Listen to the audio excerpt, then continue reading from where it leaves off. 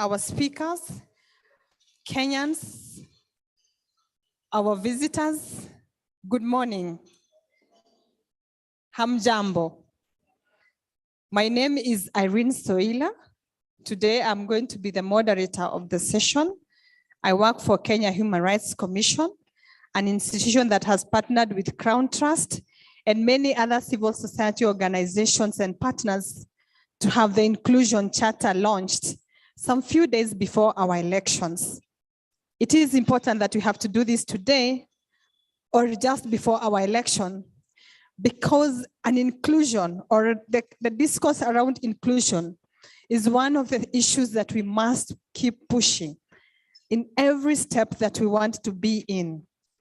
As we go to our elections, it is important that we remind political class, our leadership, and the country at large that we are at a position or at a time that no one should be left behind. The youth, women, and persons with disabilities must be on the table when decisions are being made. So how do we do it? We keep pushing because it is necessary and it is important. Our constitution has given us the mandate, has given us the opportunity, and it has empowered us to make sure that we keep voicing and we remind those that are interested with their interests that we also matter. So welcome to this event. And without taking much time, because we have very few hours, we have 2 hours to conclude this event. So we must make sure that we use every minute effectively. I want us to start by opening remarks from Crown Trust. Daisy, to please start us off. Thank you. Karibu Daisy.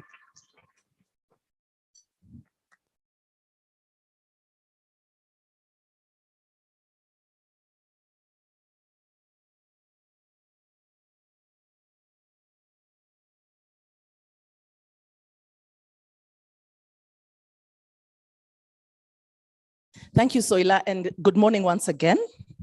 And thank you so much once again for being here with us.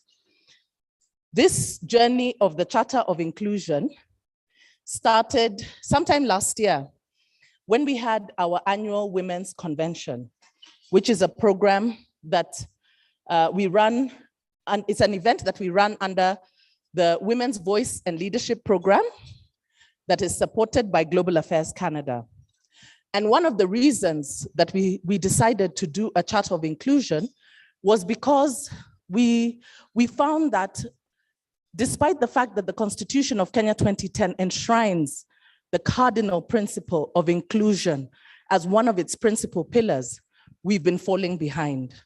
You all know how we have struggled to get the implementation of the 2/3 gender principle. To date, we still have not had any breakthrough in that area because we are now going to the 3rd election without a clear formula in place. We have a dissolution order for Parliament, and we said we need to have a renewed push because the one article that has not been implemented in the Constitution 2010 is Article 100. And when you look at Article 100, it is about Parliament ensuring that we have the necessary legislation to guarantee the inclusion of women, youth,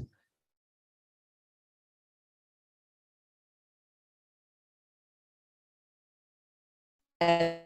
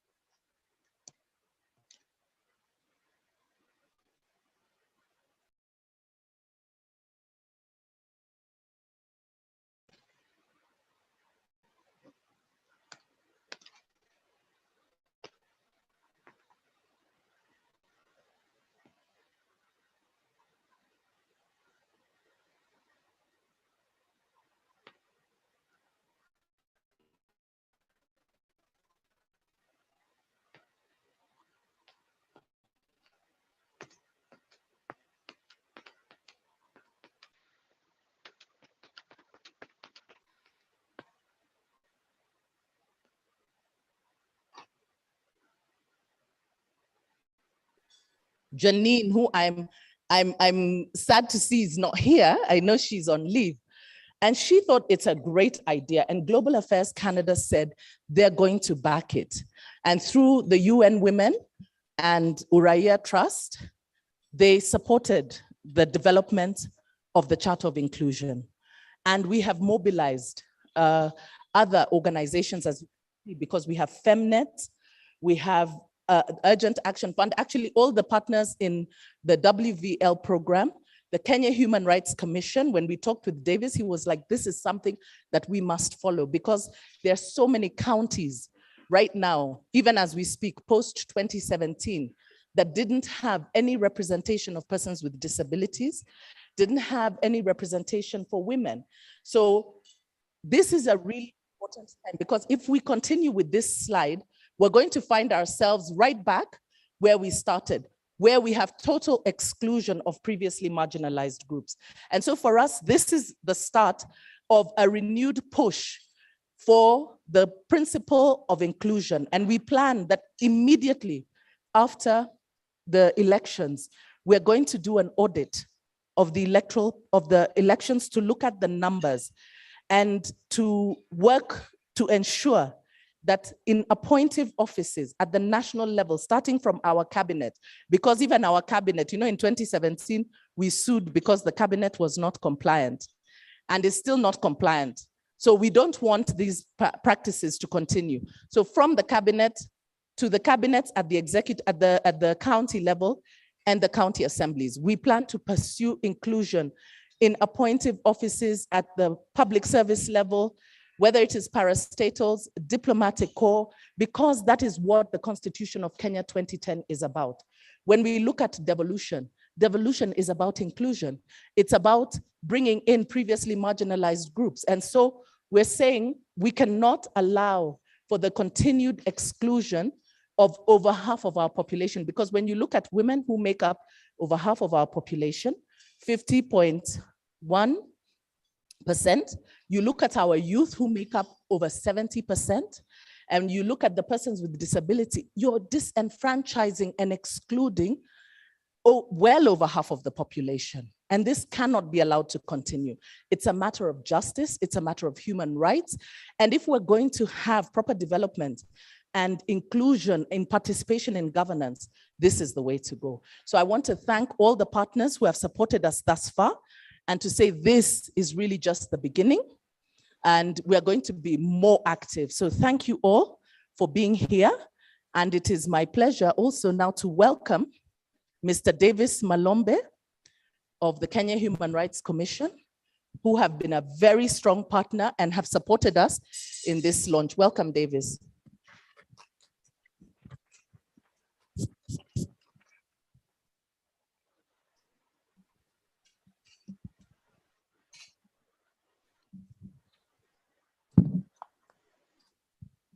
Good morning. From our sector, there's a way we start our conversations. Comrades power. Comrades power. This forum is timely. First, because last week we were here, I think on Thursday, to celebrate mothers of the released political prisoners. These are the mothers who went on strike in March 1992. After their sons were arrested and detained by the former dictator, President Daniel Arap Moi. So KHRC is very much involved in these conversations because it's a matter of human rights, it's a matter of justice. Article 10 of the Constitution is very clear in terms of values and principles. And one of the first major principles under that section is about human dignity, inclusiveness, non-discrimination, equity, among others. And when you go to the Bill of Rights, the Constitution is very clear that human rights, the Bill of Rights is going to be the basis for governing our country in Article 10. And in Article 27, the Constitution is very clear in terms of the right to equality and the freedom from discrimination. And of course, the Constitution has also provided special rights for the special interest groups, including women, and the youth, persons with disability from Article 55 to Article 57. And it's also time, we also need to expand these conversations to other constituencies. KHRC works with other groups which are hardly discussed, like the settlers communities, which are the most marginalized and also excluded in the governance of public affairs. So it's good we have started this discussion right now, because in 2017, we came into this after the fact, and then we were forced to go to the streets to protest about the appointments. We went to courts to protest about the appointments which did not meet the constitutional thresholds. So from where we sit, we believe now this is the right time to start these conversations.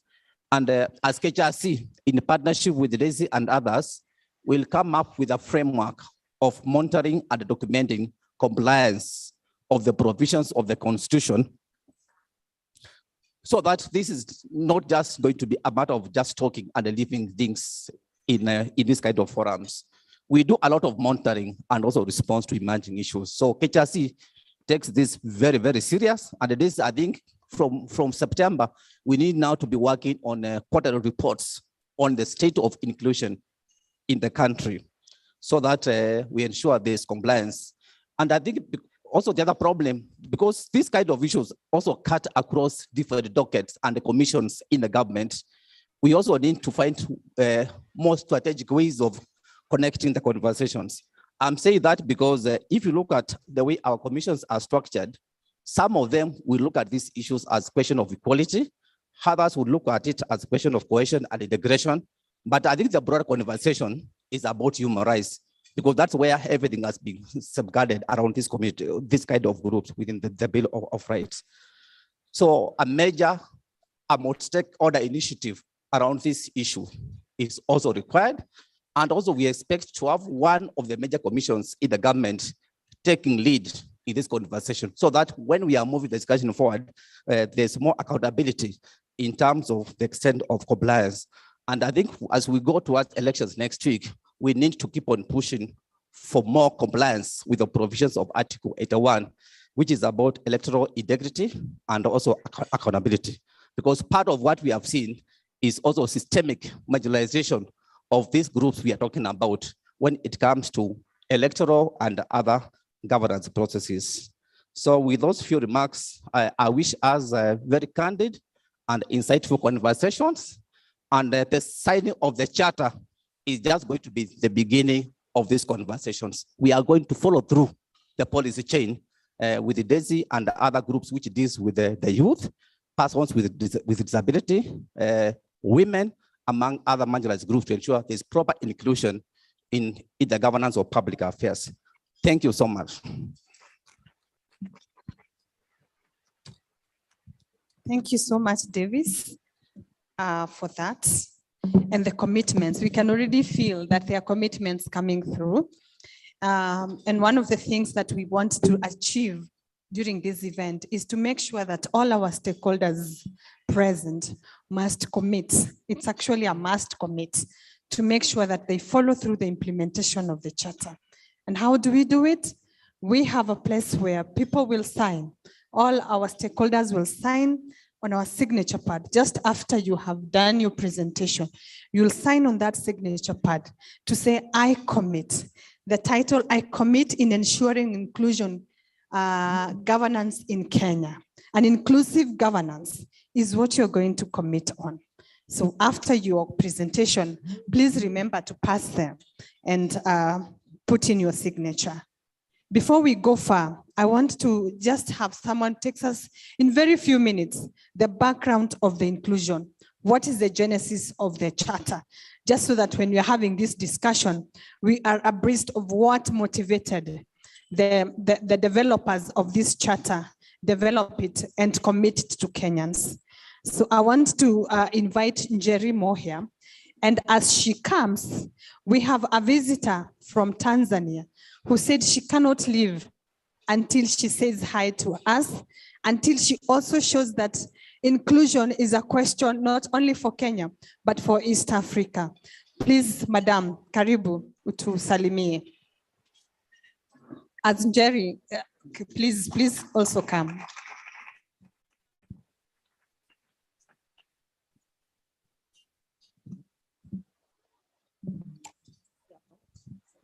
Good morning, everyone. So my name is Neema Lugangira. I'm a member of parliament from Tanzania.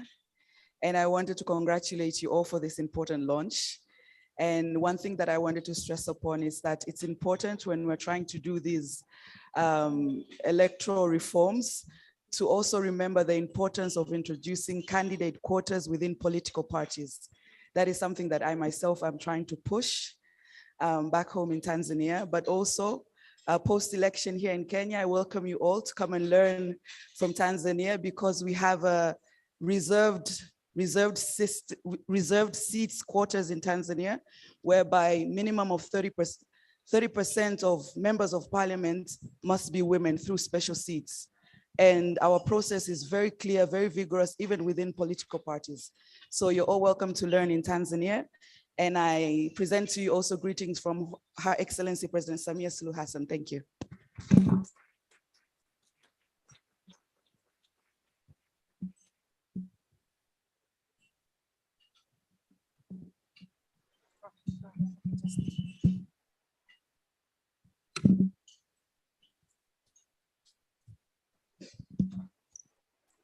Thank you very much. Good morning, everybody. My name is Njeri Muhia.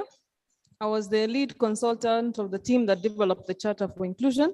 And I have my colleague here, Caroline Nyamu, who's my co-consultant. And we have another lady, Elizabeth Kirema, who is not with us today. Let me just give you a little bit of a background of what happened with the Charter. Daisy has already highlighted why we needed a charter, that we've come to the conclusion that inclusion is not a privilege. It's not a gift that somebody just gives it to you, because if they give it to you, they can easily take it away. But it is a right. It is a right that is conferred, and is a right that we asked for and we got, and it was guaranteed in the Constitution.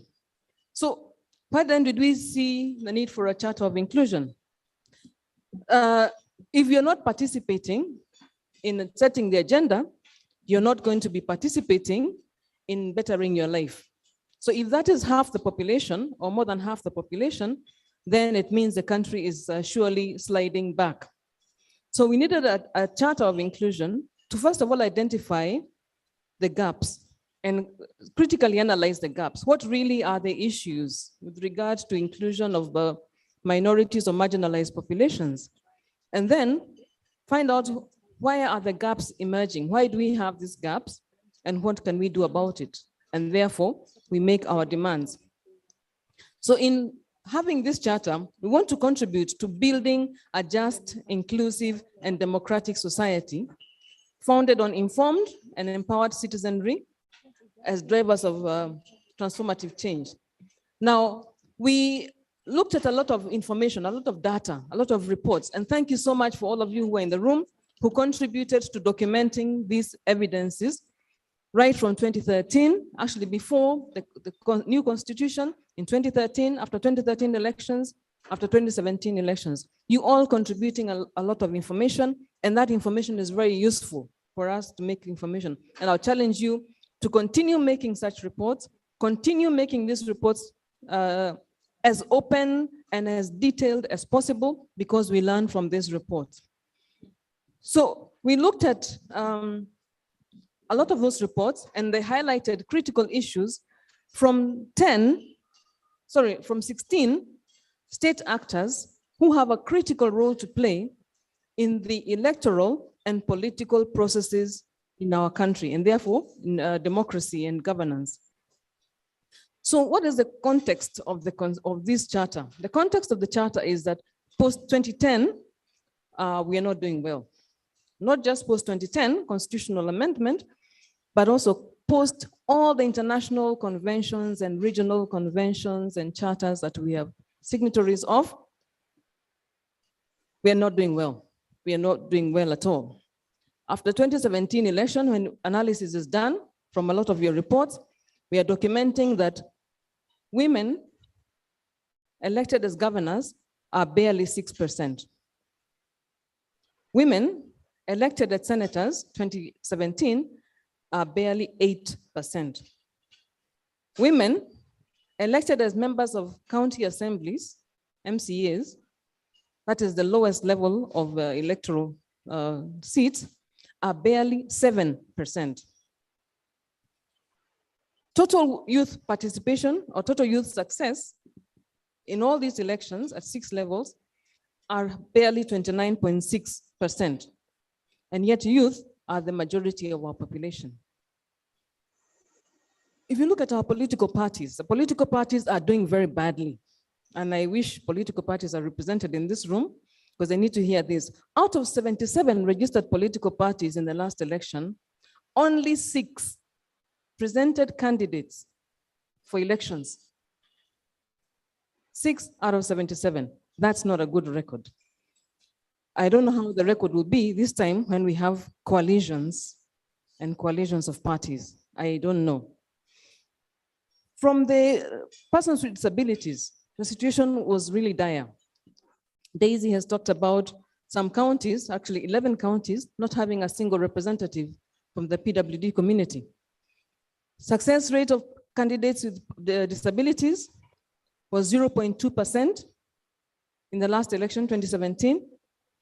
These 0.2% are the ones who are cleared to vie, not necessarily the ones who actually got the seats. And even with the affirmative action seats, there are counties that did not, or they said, we didn't know where these persons with disabilities were. So clearly, this is a human rights issue and it needs to be addressed as such. General success rate between 2013 and 2017 for women and other marginalized groups has remained at 13%. So despite all the efforts that were made between 2013 election and 2017 election, only 13% of this population succeeded in getting elective positions. So we need to make these demands and we need to continue making this demand and we need to get even louder because we must change this situation. This is not what the Constitution 2010 anticipated. It is far less than that. We need a concerted effort, a collaborative effort to do that. Inclusion must be recognized. And we are saying this is a must, the first and greatest must. It must be recognized as a measure of credibility of an election. How will an election be credible if it doesn't meet the constitutional threshold? Surely this is the biggest measure of credibility of an election, that it must meet the constitutional threshold. Otherwise, it should not be credible. To not be credible because the forms were taken from 34, I don't know from what. If you don't meet the first Article 100 of the Constitution, it cannot be a credible election. So many citizen rights are being curtailed by technicalities, and we should not allow technicalities to be used against the citizens. Let me just give you a few examples. IEBC continues to communicate to only a portion of Kenyans. Their publicity materials are not accessible to a portion of PWDs. And they apologized a month ago. Why are they apologizing? And yet, it's the right of these PWDs to be communicated to be informed about the elections. Why should we accept that casual apology from IEBC? It's the right of these people to be communicated with. Campaign financing. It has been tossed around like, I don't know what kind of a ping pong. Finally, they gave up on campaign financing limits. Why? And we don't allow campaign financing limits and declarations. It's an open space for capture by interests. And this is what is happening. And when interests are captured, you can no longer talk about democratic space. You talk about a captured space. IEBC cannot continue to hide under the cover that their budgets were not approved. Their money was not released on time. If IEBC is an independent commission, they must fight for their independence. Independence includes independence of budgets, independence of making decisions. Otherwise, they cannot be independent. Office of the Registrar of Political Parties, they need to manage the political parties. They have done well, but there's a lot of things that are happening. These current elections look like a bigger animal than what was there before, because now we have coalition parties which were formed in the last minute without a lot of transparency, and candidates have been defrauded of their nomination fees within these coalition parties. And those candidates, particularly who have been defrauded of nomination fees, are candidates from the marginalized communities, women especially. But you are asked to cede your seat for a male counterpart, and you're coerced, and your nomination fee is not refunded. Something must give. And among these people who are being asked to cede because there's no transparency, they really struggled to collect that nomination fee and appear as candidates. We can't allow this to continue. On political parties, we need more transparency. Political parties have not shown how they support PWDs. They must support the PWDs. They are commercializing affirmative action slots. The fact that you are allowed to use affirmative action does not give you a right to commercialize it. To say that nomination fee you paid, hiyo ndio tumetumia. That one hapana. Maybe as I end, I can just talk about one thing. The executive. We are heading towards nominations, towards elections next week, and then the executive will kick in. The executive will be captured, has already been captured, but we as civil society, we have one important role to play at the assembly level, at the county level. Ensure that youth get their slot. Youth are not getting their slot. Why, to date, has Kenya not ratified the Africa Youth Charter? I don't know about the Commonwealth Youth Charter. I don't see any evidence of ratification. Why? There must be a reason. We must fight these pendants. The commission that is charged with making sure that all the ratified policies are in place, National Gender Equality Commission, they are represented here. There's a lot of story they need to tell us about what they're doing. National Gender and Equality Commission. Maybe as I end, PWD and youth exclusion, because we don't have structures at the counties. The National Youth Development Policy was released in 2019. To date, almost all our counties don't have a youth policy.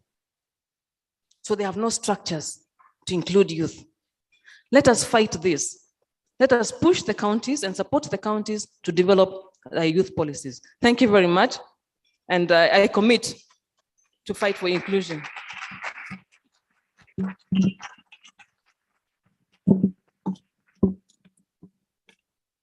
Thank you so much. Thank you so much, our consultant, for the good work. And we hope that everyone on your table, you can see an abridged version of the charter. Please acquaint yourselves with the details so that as we continue with this conversation, you will have one or two questions to raise on the same. And it is important that every time when you, in 2013, we all pulled our own ways. The women pulled on their side, the PWDs pulled on their side, and the youth pulled on their side. But then you realize you're all pulling on different sides, probably to achieve the same. So it's always important to change strategy. And having an inclusion component means we are all agreeing that we need to have a common understanding of what we want to push for. So without taking more time, and because we have very few hours to, almost an hour now, allow me to invite the High Commissioner of Canada, Christopher Thornley, to give us his remarks. They are one of the key development partners that have supported the development of the charter. We thank you very much. And we hope that even as you continue to process this, you'll work with us. Thank you so much.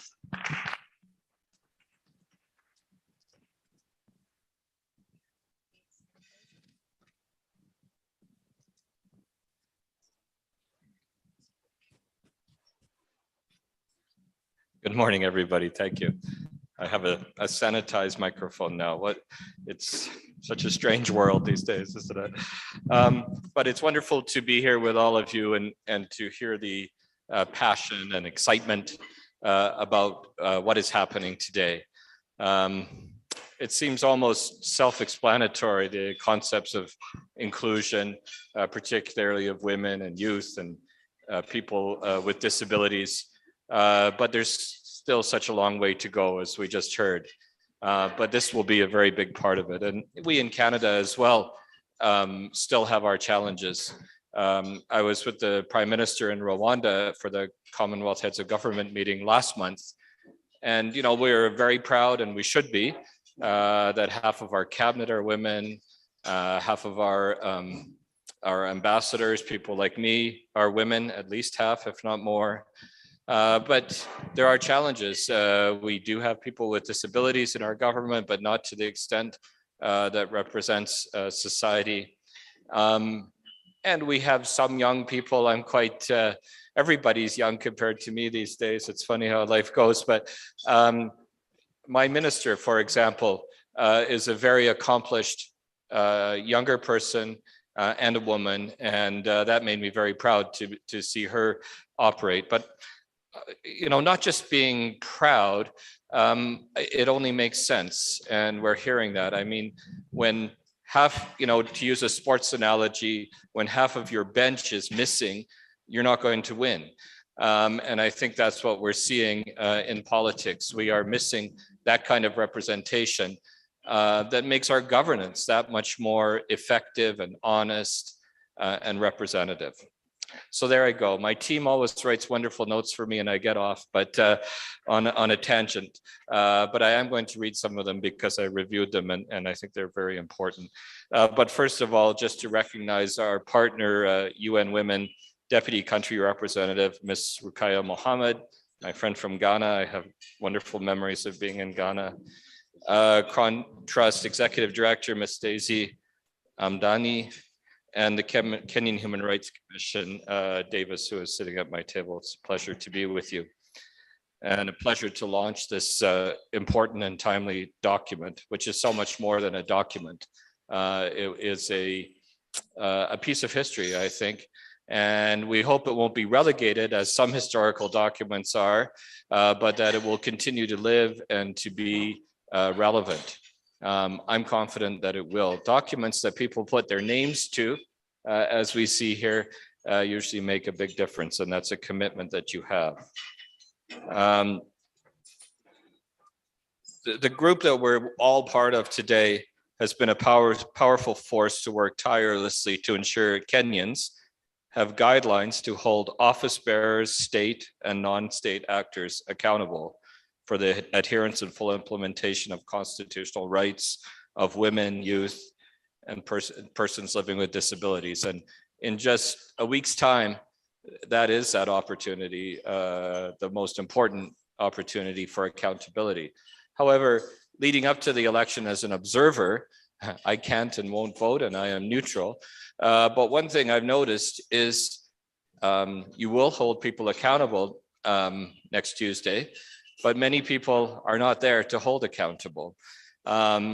We actually, in this very building, when our Minister of International Development was visiting, the Honorable Harjit Sejan, we interacted with a group of impressive young women who are participating in the Miss President television series.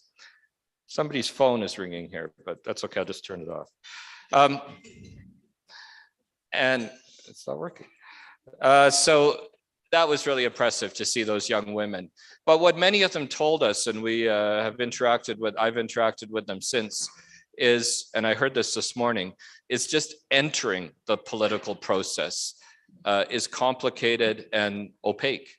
And so they're willing to take their chances with the electorate. And I think, you know, they have a very good chance of winning because they're impressive. But when you can't even enter the process, when you're blocked from entering the process through conventions that are unclear and stacked against you, that's a big challenge. But this is a big part of it. I wonder if I could just give that to somebody. Thanks. Might be an important call. The inclusion of women, youth, and persons living with disabilities in electoral, political, and governance processes cannot be emphasized, as I've just mentioned.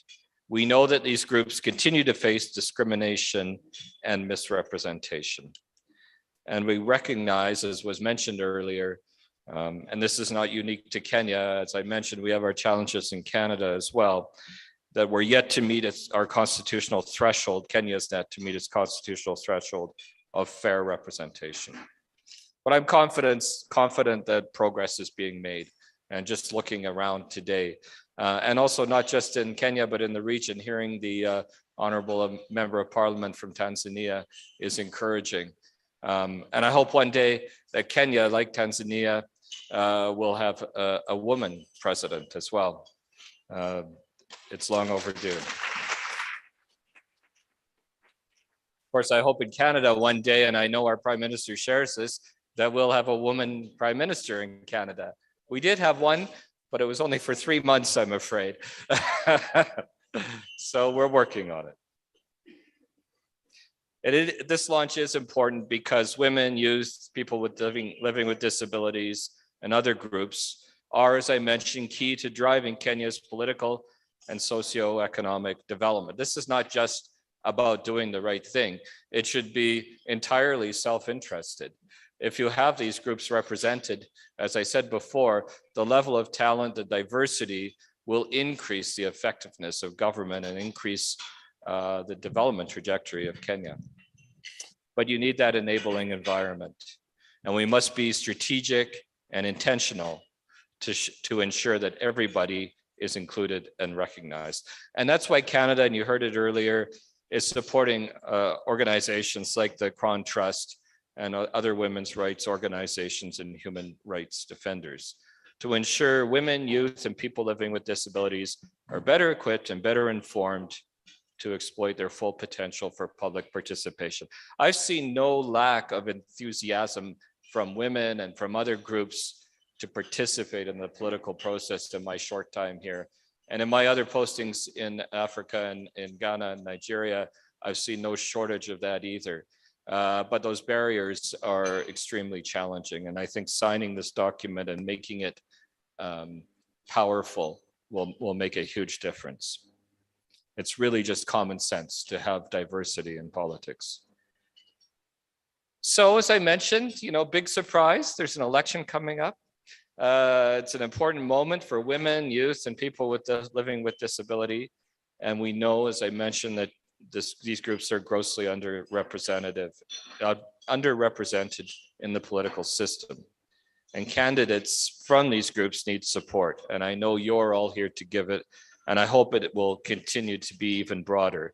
I mentioned the lack of resources, the weaker networks, and all of that making harder to get elected and secure the party ticket. But progress is being made, and we see today a huge network here, and we see it growing and expanding, and it's only a matter of time, but we're impatient, and we hope that it will come quickly. And we hope that this election, despite the many challenges, will bring in many women participants in the electoral system, and those women will be a force for more. And I mentioned women because it's such a large group, but I know we have people with disabilities here as well, some of whom are women and youth. And it is so important to have all of those groups fully represented. We seem to have a trend in politics around the world, with some pretty notable exceptions, of a lot of old men in politics.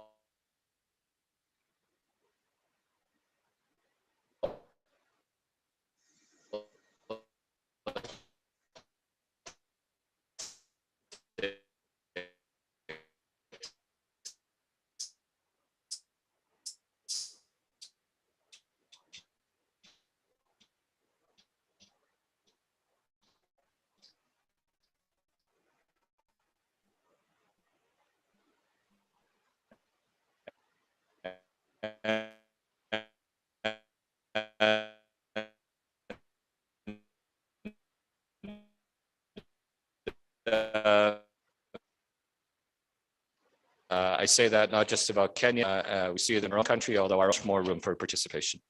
So because if they get into government, they need to be accountable. So in closing, as I said before, there's a powerful force here. I'm excited to see the implementation of the Charter of Inclusion. You're going to be putting your names to it. You're going to be held accountable. It's going to make a big difference. Canada is proud of all of your efforts to advocate for inclusion and empowerment. Congratulations to all of you, especially the Crown Trust, the Kenyan Human Rights Commission, and other implementing partners for launching this important advocacy tool. Good luck in the upcoming general elections, however they come out. We look forward to seeing the results. We look forward to peaceful elections. We look forward to seeing a concession in due course from whoever might be conceding and a peaceful transition to power. So thank you all very much. Merci beaucoup tout le monde. Asanteni sana. Thank you.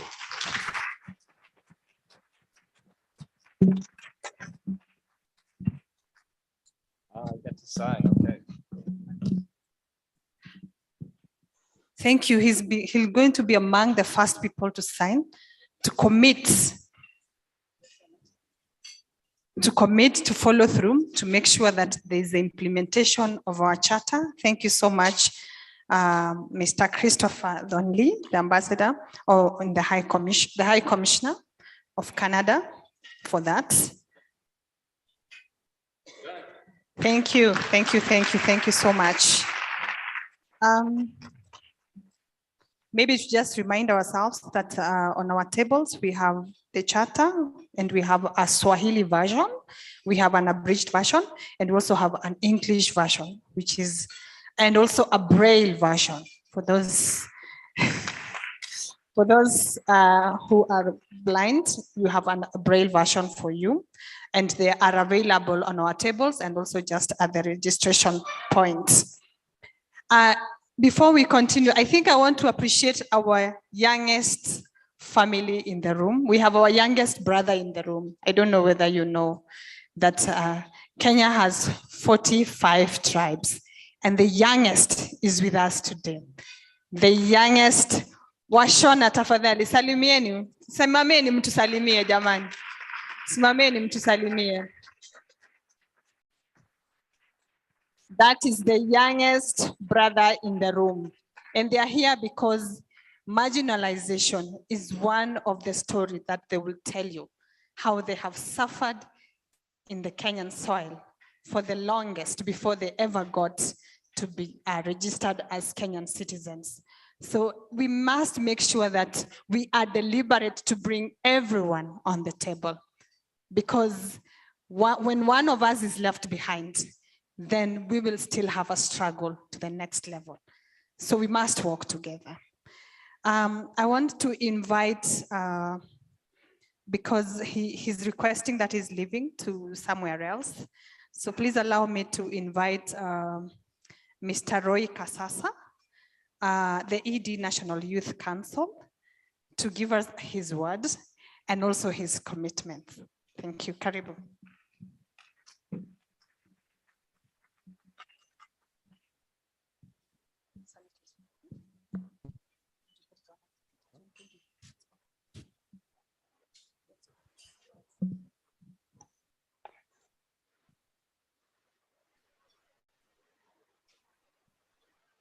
Thank you so much, Soila. Your Excellencies, I have not observed all the protocols because I've not gotten the list of attendees, but I can see Excellencies, I can see ambassadors, I can see CEOs, and I can see my fellow young leaders in the room. Good morning. Let me stand on all that protocol and just say that, yes, Soila has said, my name is Roy Sasaka Telewa. Yes, I'm the CEO of National Youth Council of Kenya. And National Youth Council of Kenya is a state agency under the Ministry of ICT, Innovation and Youth. And our work, our mandate is to advocate for our young people, to harness the youth voice, to inform policy and legislation, and to actually coordinate the youth sector. When it comes to issues of inclusivity, that is where our heartbeat is. That is where our focus is, and that informs why we are part of the key stakeholders in this room. And that informs why we are here also to make a commitment on behalf of all the young people in this country that matters inclusivity are matters that are dear to us, not only as beneficiary, but just appreciating the principles that even young people are the majority in this country. So it's not really a matter of a request, but we are demanding. But I can tell you, ladies and gentlemen, we've demanded for many years. Allow me just to mention that I was in a conference in Kigali 3 months ago. A professor, 65 years old, was moderating a session. And he told me clearly on my face that I'm disappointed moderating this session because 20 years ago, as a youth, these are the same issues we are advocating for. So when did the rain start beating us? And that is a question, ladies and gentlemen, I've never been able to answer. But I believe the answer to that question lies in the charter that we are actually going to commit to today. So as National Youth Council, I just want to say that yes, we are committed and we are working together with our youth serving organizations through the Youth Serving Consortium. And I'm happy that some of the members of those consortium are here. And our agenda is one: how do we position young people to leverage and to tap on the opportunities available, both appointive and both elective. Through the elective process, we've been carrying out nationwide civic engagements just to make sure that young people come out not only to vote, because that has always been the challenge, but also to be voted for. And we are very happy that we have seen young people showing and taking keen interest in political matters. In appointive, ladies and gentlemen, we've been engaging through policy dialogues, our political leaders. And this is a very difficult task, engaging political leaders. But we took up an opportunity that said and argued that if we're able to engage them now and they're able to commit, then after 100 days in office, we're able to hold them accountable to the commitments they made before they were elected. And we've been successful, and we believe that we are all working towards championing and advocating for inclusivity, and especially for the youth and other marginalized groups, that is PWD and women. Having said that, allow me just to say, going forward after the election, our commitment will, as National Youth Council, will be to realize how do we put these into CIDPs, and we have actually embarked on a journey with UNDP, Council of Governors, KIPRA, and all other stakeholders to actually redesign the reporting framework for counties in terms of CIDPs to make sure that youth segment is also very critical as we engage in these discussions. I didn't want to say much. I just wanted to show myself here. You know, in Kenya, we believe that by showing your face and being part of the commitment, actually, you cannot commit virtually. And I think that is why Malombe was telling me, Chief, you cannot commit virtually. Be in the room. We want to see you make that commitment.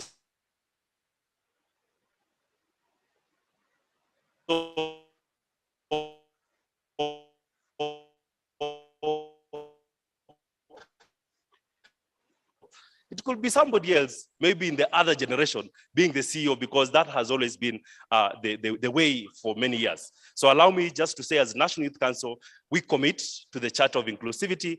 As Roy Sasaka Telewa, I commit to the Charter of Inclusivity. Thank you so much, and may God bless you. Thank you so much. One thing you must do is sign. Oh. Yes, thank you. Yeah, so there's something there for you to sign.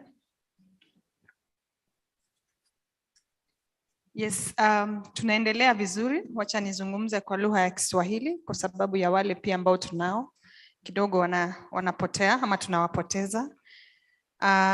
Tunasema ni asanti kwa wale wamezungumza mpaka mahali pale tumefika, na pia wameweza kutia sahihi kusema kwamba wamejitoa kuhakikisha kwamba wataendeleza huu ujumbe ambao umewekwa hapa leo, ili tuweze kuona ya kwamba hakuna yule atakayebaki nyuma wakati huu na hata siku zijazo. Asante sana Bwana Roy, tumeshukuru kwa sababu yako. Tusipoteze muda sana, nitamkaribisha the Office of the High Commission on Human Rights, Madam Lee. Is she here? Yes, she's here. Karibu sana. Welcome.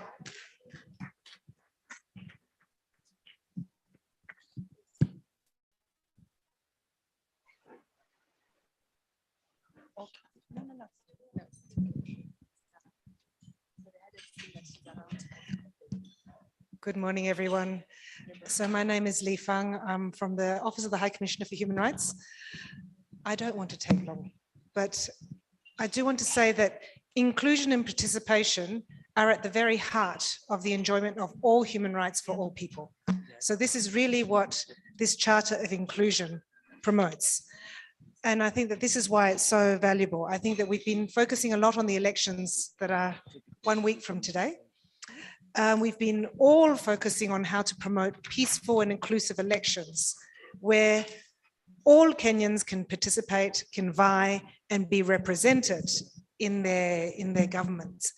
I think that also this is something, the Charter of Inclusion is really important for the post-elections as well, to ensure that as Kenyans elect the government that will take them forward for the next 5 years, that inclusion and participation is at the very center. And I think I come back to the issue that Daisy raised also about intersectional aspects of marginalization, discrimination, and then how to address these to really promote inclusion. Inclusion, not just at the national level, but at the county level, inclusion of people who are affected in decisions, in policy making, in budget making, so that whatever the government program is, this benefits all Kenyans. And I think that this is also the challenge for us as we move forward after the elections, to make sure that we're all supporting this Charter of Inclusion, to make sure that people are actually able to participate, to hold their government accountable at all levels, and to have a say in how the development of Kenya moves forward. Asanteni sana.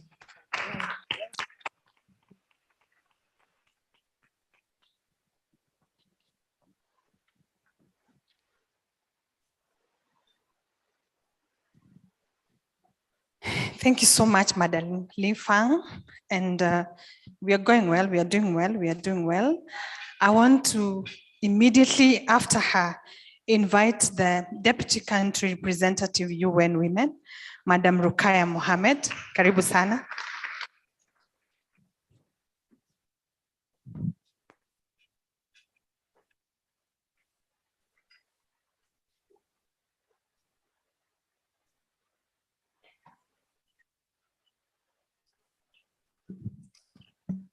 Good morning, everyone.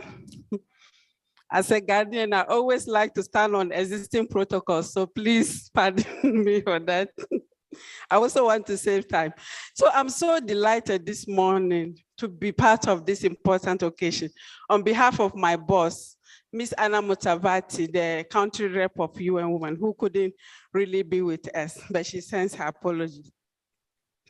Before I start, let me just thank Global Affairs Canada. I know Janine is not here, but she's raised this, she made this point of the Charter of Inclusion and how through their support to UN Women, we could also support this noble initiative. So I'm so happy to see from that discussion how the partners have worked and how far we have reached. And let me also thank Uraya and also Crown Trust for achieving this major milestone regarding the Charter of Inclusion. I think it is coming at the right time as a reminder to Kenyans as they go to vote. And let me also say to all our candidates who are here, congratulations on reaching this far in your political journey. You are the face of resilience and courage and represent so many women and girls in Kenya. We applaud you. Any woman who is contesting, any young woman, any persons with disability, we really, really applaud you because we know the journey is not easy. Congratulations. As we all know, inclusion and representation are critical tenets of the democratic governance. A society cannot claim to be truly democratic if it leaves out half of its population in key decision-making processes. The journey to gender parity has been long, not only in Kenya, but in the world. Globally, many advances have been made to improve gender equality in political, economic, and social spheres. Whereas there has been commendable progress on gender equality and women empowerment in Kenya, the reality is that the Kenyan political system continues to disenfranchise and disadvantage women.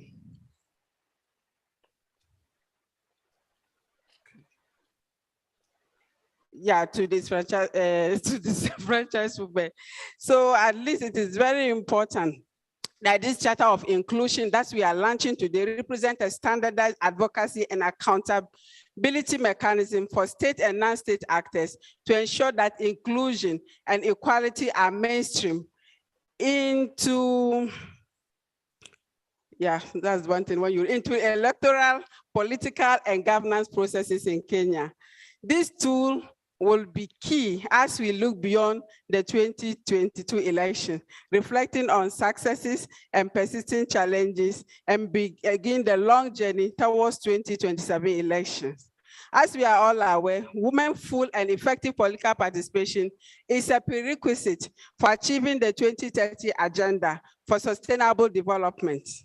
The 5th Sustainable Development Goal specifically emphasizes that equal opportunities are created for women to participate in leadership at all levels of decision-making in political, economic, and public life. And while Kenya has made significant progress to achieving the SDG, and we all know, especially SDG 5, including winning the Africa Gender Award this year, I'm sure most of you are aware. More needs to be done, especially on achieving the constitutional provisions on gender parity, which has remained elusive more than 10 years since the promulgation of the new constitution. Since 2013, we're still not where we should be. The women candidate declared by the IEBC represent 11% of the candidates declared. However, it is important to note that there are significant milestones that should be celebrated. For the first time, we have 3 female presidential running mates. 61 women have been nominated as running mates for gubernatorial and for gubernatorial candidates. And then the total number of women candidates declared to vie for gubernatorial, senatorial, MP, women representative, and MCA has significantly increased from 980 in 2013, then 1,358 in 2017, and 1,768 in 2022 elections. Ladies and gentlemen, UN Women is and continue to work with both state and non-state actors to support gender equality and women empowerment in Kenya. Our strategy seeks, among other interventions, to support development and implementation of robust legal frameworks and administrative arrangements that facilitate women participation in leadership. We also work to expand the pool of qualified and capable women to run for election by initiating programs that boost women's confidence and capacity to lead, enhancing their campaigns, strategies, and techniques, and promoting linkages with supportive CSOs to increase visibility for women's political leadership and representation.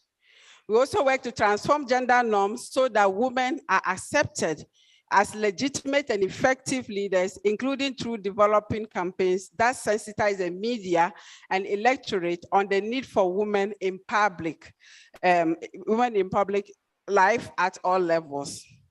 Our prevention and response of violence against women in elections initiatives seeks to identify the specific components of violence against women in elections, including types, tactics, victims, and perpetrators, so that we can present options for policy and programming responses based on current good practices. There are a lot of amazing initiatives, including the ServeU app that we are also working with Crown Trust, the National Police, and also our tech company. I'm sure you will be invited to its launch as well. As we approach August 9, UN Women remains committed to support ongoing effort towards women representation in political leadership and look forward to inclusive, credible, and peaceful election. It will be key that the milestones gained thus far are not eroded during this process, and all efforts continue, focusing on deliberate and strategic interventions that equip women with tools, skills, knowledge to confidently participate in and contribute to governance and development processes in Kenya beyond the August 2022 elections. Asante sana.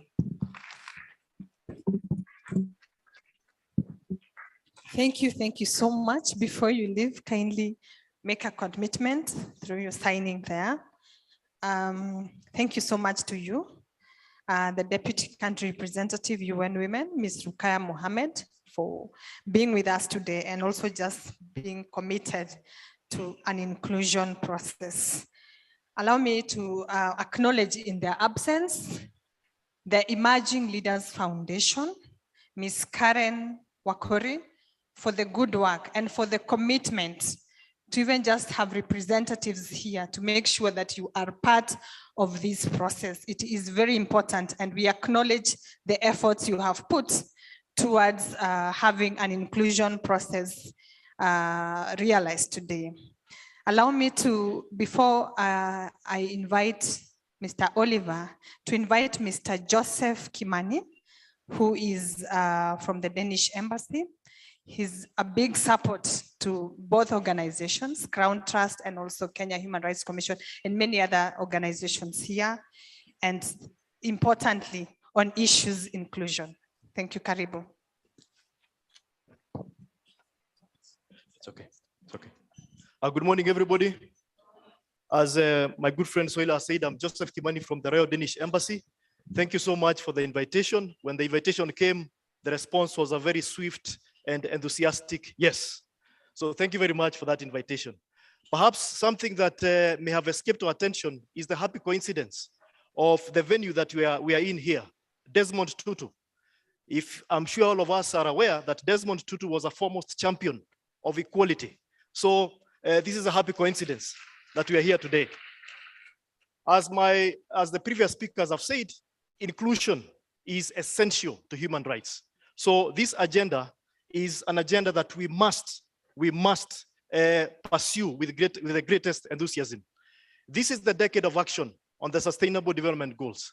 And therefore, this charter is one of the essential tools that are going to ensure that the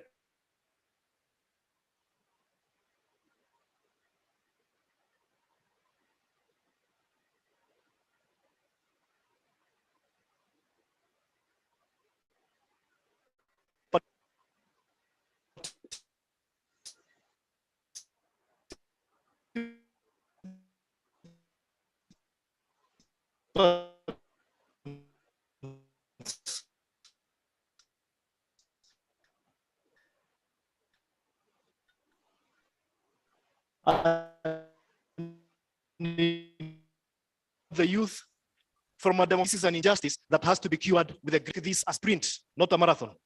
It must be cured with the greatest of urgency. In conclusion, let me affirm Denmark's friendship and Denmark's commitment to the agenda of inclusion. You can count on Denmark's enthusiastic support on this particular journey. Congratulations once again. Thank you.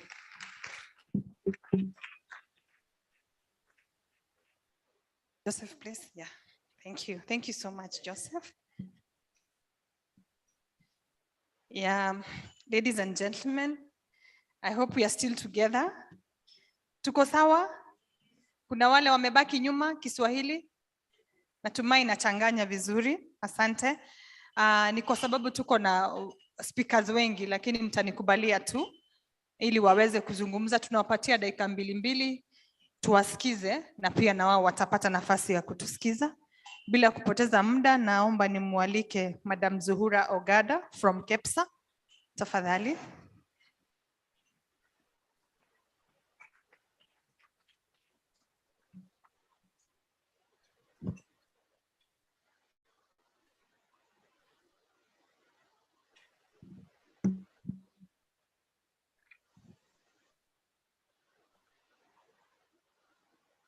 Good morning, everyone. It gives me much pleasure to be here, of course, obeying all protocols observed, to stand on your shoulders on this brilliant morning that we are launching the Inclusion Charter and ensuring that it's going to progress us to the next level of everything. And even as a country, as Africa, and of course, to ensure that we're doing a lot for the world. My name is Zuhura Odhiambo. I wear very many hats, and that's why I decided to do braids today, because you'll meet me in various instances, but very passionate. I'm a gender champion, very passionate. I'm with KEPSA under the Gender Sector Board, the chairperson for GBV and mental health, ensuring you have the right mental teams working for you for better output. And at the same time, also our Gender Sector Board has got our latest baby, that is the PWD, and ensuring that we are including every conversation in everything that we carry out every other day. And today it gives me so much pleasure because this is one of the issues that we are dealing with, and coming from the understanding of some of the people who have not been given spaces on the table. It's because of just our assumptions and also thinking that some things are not right. And I'm very happy with the work Crown Trust are doing, and of course the Kenya National Human Rights are looking also. Thank you. And also the Kenya National Human Rights, the Canadian High Commission, the UN Women supporting us together, and happy Rukaya, and amazing seeing that you signed to that, and we will all sign to that because it's one key thing that would actually hold us on our development pillars as a country to ensure everybody is included. I passionately again stand here under the National Women's Steering Committee that ensures that we are driving all these women from the grassroots all the way to the boardroom, ensuring that they have opportunities. And these women also sit in different clusters that also include the PWDs as well. There are a lot of people. The other day when we were sitting with the National Fashion Council, the bigger aspect that we saw around it was there was always the assumption that some of our enabled, physically challenged people were always assumed to only do training for tailoring. Did you realize that? That when we sat with them, the amazing thing that they're also doing is now working on some of their artwork that's now being exported out of the country.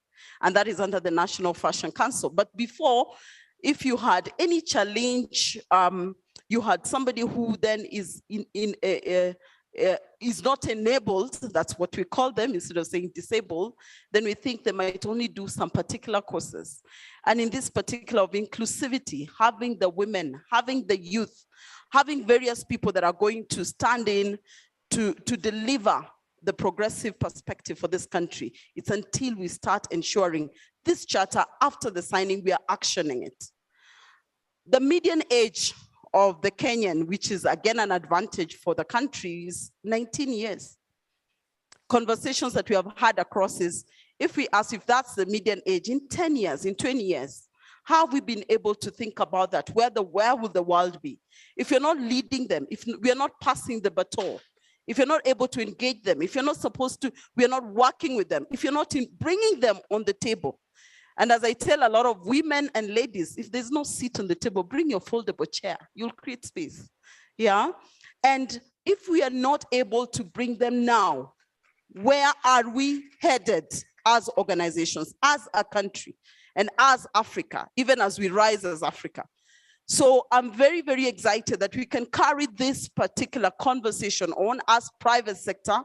We are very key, again, even in these elections, you've seen under the Kenya Daima umbrella, a driving Nitatenda Wajibu Wetu, where you're taking responsibility on choosing the right leaders, on being able to have a peaceful election and a peaceful transition, because at no point would we want businesses to actually be taken aback again.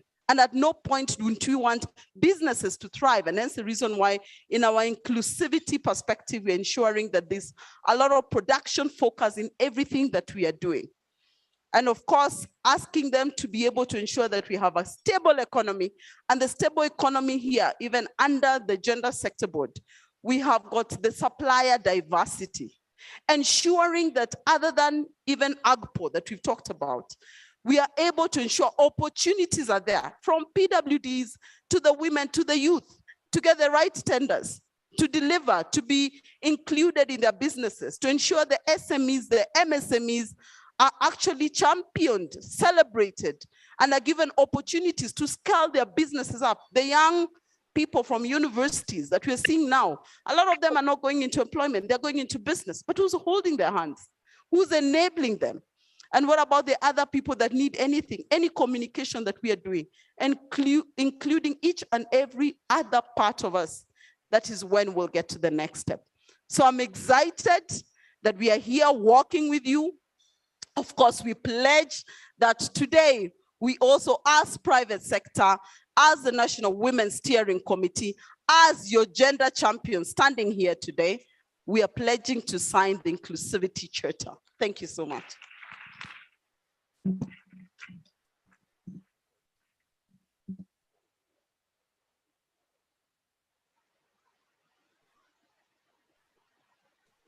Thank you so much, Madam Ogada, for that. Kila mtu ambaye anakuja, it's good that we are all committing, and I've been just been reminded. I think the next phase is to have an inclusion caucus, bringing everyone now together so that we can start strategizing and thinking from the same page, so that we move this issue to the next level. Thank you so much. Please allow me to invite Mr. Oliver Waindi, who is the Executive Director of Uraia Trust, and also a major supporter and a developing partner for this particular issue that we are addressing. So karibu sana, Mr. Oliver. Please, a few minutes for you.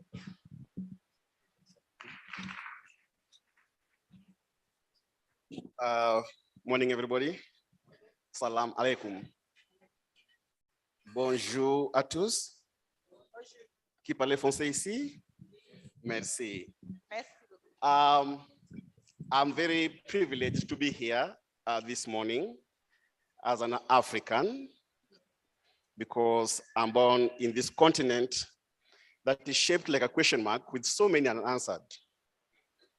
You know, once you're born in Africa as a disabled, once you're born in Africa as a woman, once you're born in Africa as a minority, it's fait accompli. Your fate has been determined. From womb to tomb, your fate is off your hands. It's nobody else's hands. And that's where we are in. You check all the continents we have, we are the only continent that is shaped like a question mark with a lot of unanswered. The year 2008, and I'm the executive director at Family Health. And there is clamor in this country for the new constitution. And I asked my board, we have intervention for sexual reproductive health in this country. We are the largest SRH organization in this country. We've got this new dispensation that is coming in the next few years. What is it that we have for LGBTIs? And the then chairman, Dr. William Obwaka, for those who know Dr. Obwaka, one of the leading gynecologists in Kenya, called me aside and said, Oliver, in this board, 90% of us are Christians. And you want to bring issues of LGBTI.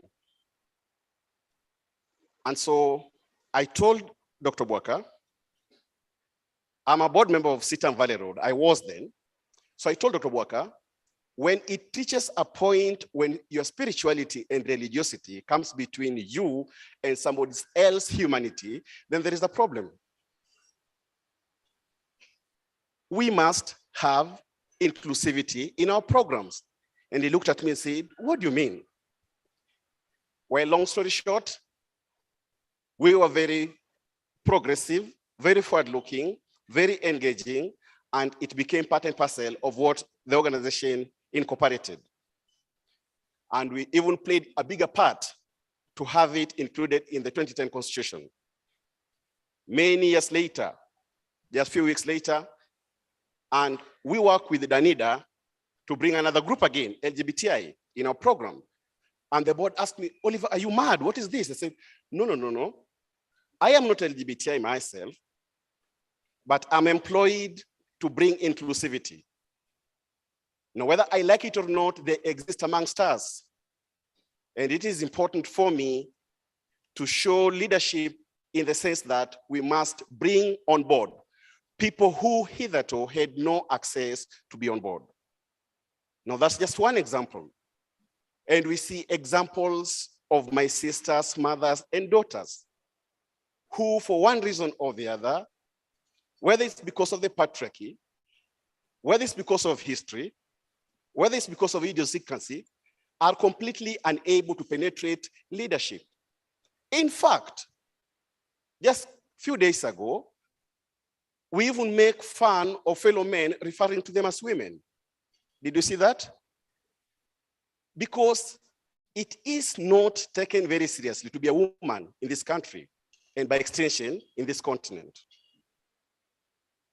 In Mali, you can't even open a bank account until you have a male person standing in for you. Gabon the same, Niger the same. You can't even get a passport. In my country, Kenya, it is practically impossible unless you really have means to participate even as an MCA, as an MP, as a governor, or a senator, leave alone being a president. You all saw what happened to Nazarene Omar. You all saw what happened to Martha Karua. You all saw what happened to Ngilu when they tried to be president. It's almost practically impossible until you have a backing of the male group. And we are challenged in this 21st century. For how long are we going to see 53% of us sidelined when the very few of us clamor for inclusivity, quote unquote? Now, Joseph here mentioned the importance and relevance of this place based on the history of Desmond Tutu. And this reminds me about the image of God that we are all created in. It bothers me big time, first as an executive director, second as a Kenyan, third as a human being myself, that we still in this century, in this time and period, determine somebody's importance based on gender. A time has to come when we have to really take it by the jugular and say enough. And therefore, when Daisy and her group came up with this idea, I felt really thrilled. Thrilled because I believe in it, not thrilled because we are supporting it, but because as Oliver Waindi, I believe in it. As an executive director, and my staff are here, they can tell you, I told our HR, I want to see a disabled person here in the next recruitment. All right? I didn't say that because I wanted to be clapped for. I never said that because I'm seeking any political seat. I said that because they are children of no less a God than mine. Imagine Dei, the image of God that we are all created in. If I cannot get that disabled person in the office, who will? They've got children like we do. They've got needs like we do. They're not children of lesser God. And we must go out of our way to ensure that they are incorporated. So we had one, we took him last because he has speaking disability. He didn't do well in the interview. I told the panelist, I want him. The reason I want him is because he would have done better if he was blessed with the eloquence that I have, but he is not. And if I don't help him to get this job, I am sure probably nobody else will.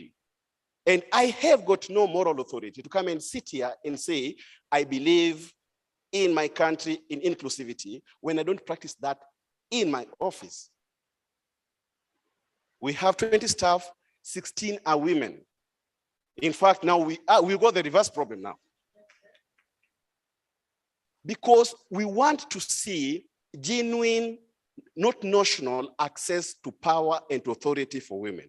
Now, when you walk with me across the Bible, it is impossible not to acknowledge, whether you talk about Huldah, whether you talk about Esther, whether you talk about Deborah, whether you talk about Rachel, these are women who made huge impact when men were just probably drinking. For those who believe in the Bible, that is. we've got extremely lots of stories of when women came to power. Even in this country, when you see, put politics aside, somebody like Tabitha Karanja in 1997 coming up with a concept, 20 years later employing 4,000 people, it's no joke. Because she had the dream, she was given that opportunity. When you see Pasaris coming up with Dr. Light, I'm not talking about politics now, I'm just talking about genuine impact on the ground. Women have ability when they're given access. When I was in KU for my undergrads, Ruben Kigame was 2 years ahead of me. We are still very good friends to date. If he got the presidency, probably I would be talking here as a PS next year. But what Ruben Kigame did academically, nobody has achieved in KU. I'm telling you for a fact. And not because he is blind, but he's completely the sharpest guy I've ever met myself. It is high time, therefore, that we demonstrated our words with our action. Let's have the commitment at personal level. Let's have the commitment at institutional level, because we are the microcosm of the bigger Kenyan society. Thank you, everybody.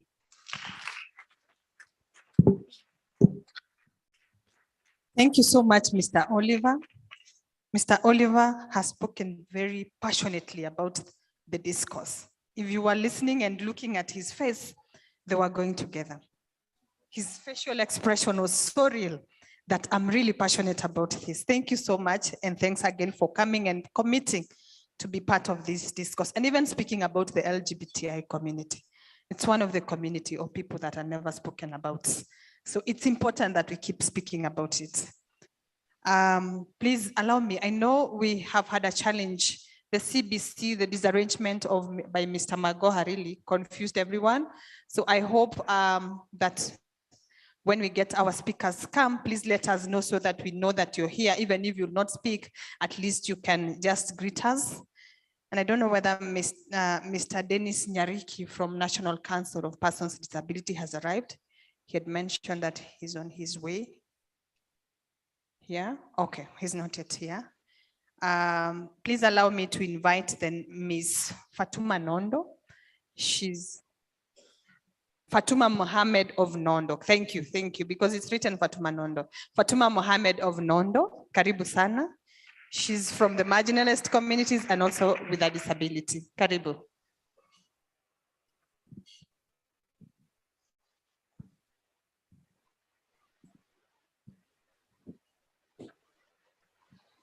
Good morning.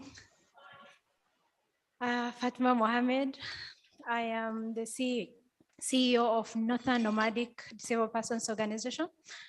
I'm also the committee member of Network of Women and Girls with Disabilities. I'm also a committee member of IBC Disability Inclusion Coordinating Committee. Nondo advocates for the rights, inclusion, and participation of persons with disabilities from pastoralist and nomadic communities. We work with several communities, Samburu, Somali, Okot, Boranas, Burji, Gabra, Rendile, yeah. And these are the communities who are so much marginalized until now. It is until now, people think that disability is a punishment. To have a child with disability is a punishment. To get a disability through a road accident is a punishment. To have a disability is also a curse. And this has been a major challenge because inclusion is becoming very difficult in our communities. So, one major challenge that this community is facing is for the past 3 years, these communities have not received rain. And so they are facing starvation and drought.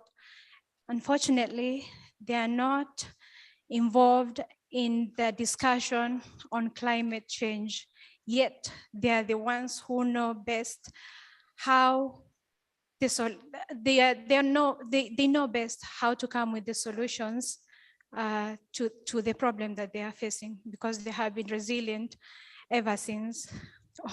One of my major passion is I love to talk about education and the importance of education for everybody. But education has been neglected in the region we work in.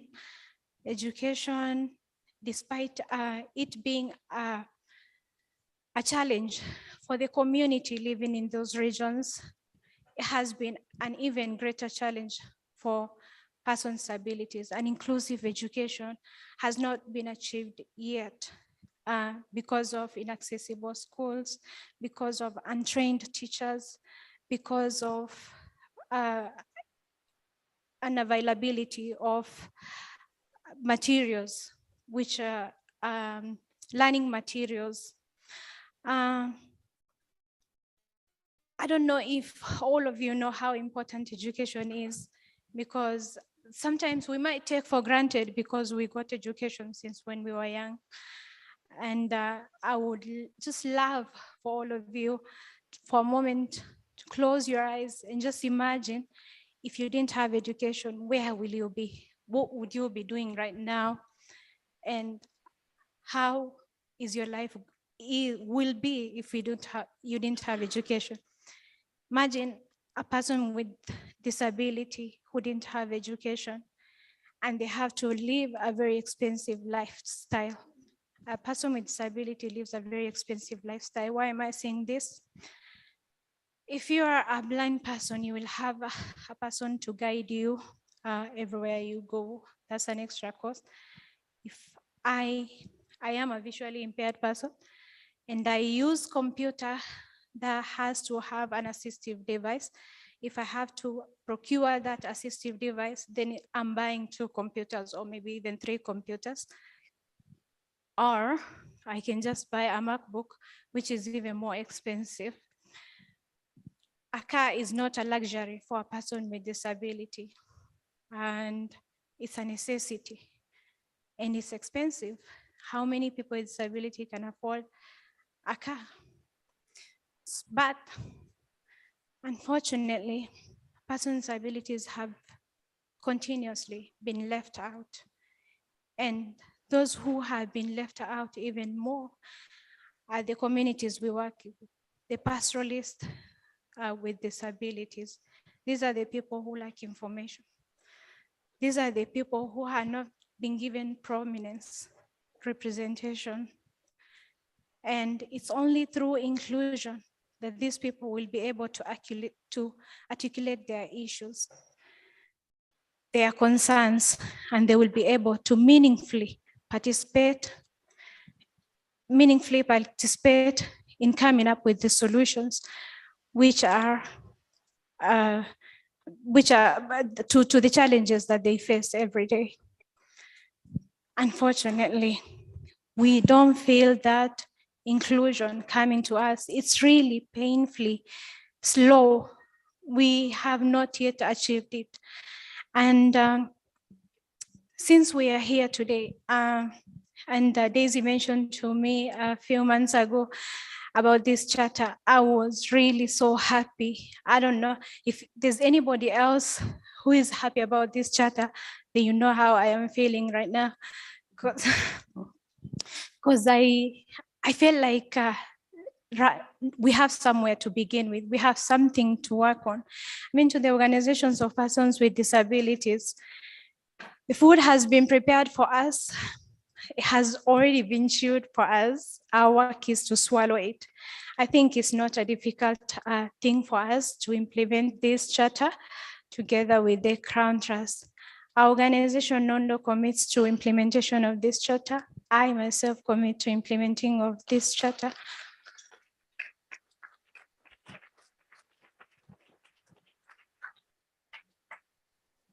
And to the organizations who are not working with disability, please let disability not be an afterthought thing. Let all our programs be inclusive of disability. And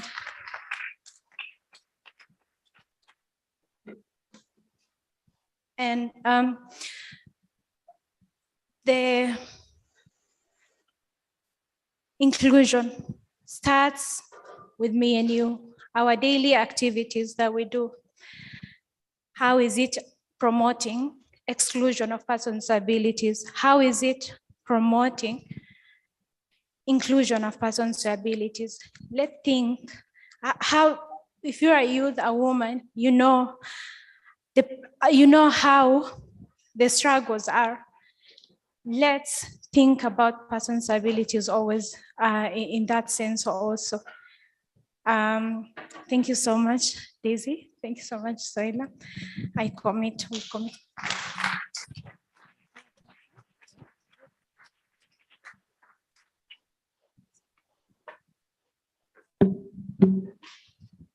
Thank you so much, Fatma, for that. Fatma has spoken not only just as a director, but also someone who is in the problem. Those are two different people. When you speak as an expert, it's different from when you're speaking as also an affected person. There's that major difference that you get to see in the person. So allow me to invite Mr. Evans Okeo from IPOA. Please come, and I'm giving you only 2 minutes because time is also really running and we need to close this soonest. Please allow me to give you only 2 minutes. And as we also wait, we are still waiting for our other key speakers to come.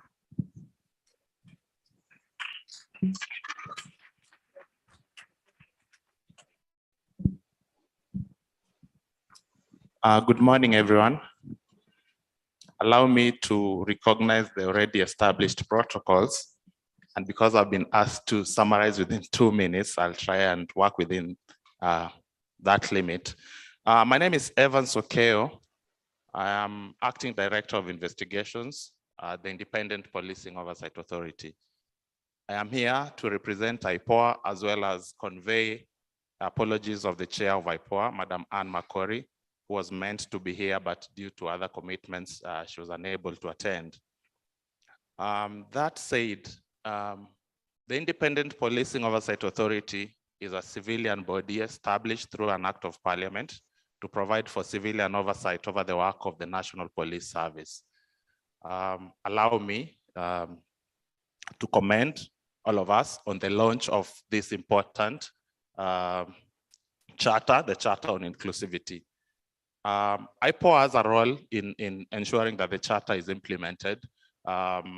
Under Section 6 of our functions, we investigate criminal acts by police. We also conduct inspections of police premises as well as monitor policing operations affecting members of the public.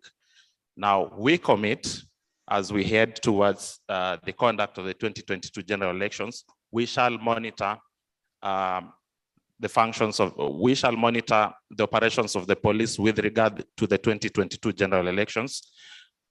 As I've been mentioned, I was reading through the charter and there's a call to the Inspector General of Police to ensure that cases of sexual violence committed during the electoral period are investigated. IPOA also commit to investigate and bring to book any cases of sexual violence committed against our women, against vulnerable groups during the electoral period. And the board has committed to have this investigated and concluded within 6 months. As part of what we do also, as IPOA, we also observe inclusivity in all aspects of our governance, in procurement, even at the board level. You'd realize 4 members of the board are women, as currently constituted.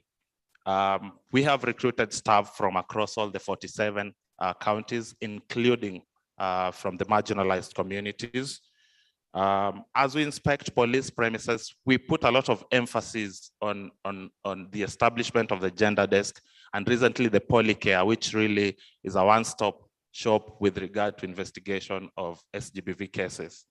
And in that regard, therefore, the role of IPOA is very, very important in implementing this charter. as I end, allow me to recognize the presence of Mr. Tom Kagwe, who was a member of the inaugural board of IPOA and was very instrumental in establishing the governance structures of IPOA as they exist. Thank you very much. And once again, congratulations on the launch of this charter. Asanteni sana.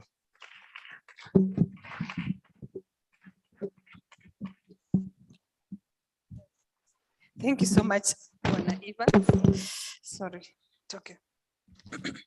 Thanks so much, Mr. Evans, for that. Please sign the charter.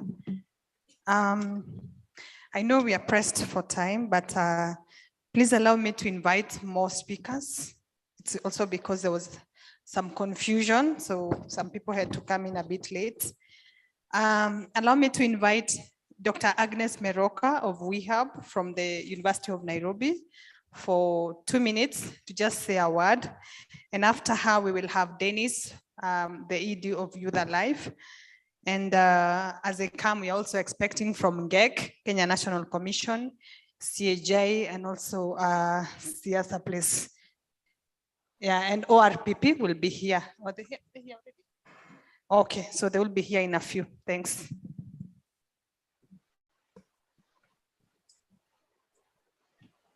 Good morning, everyone.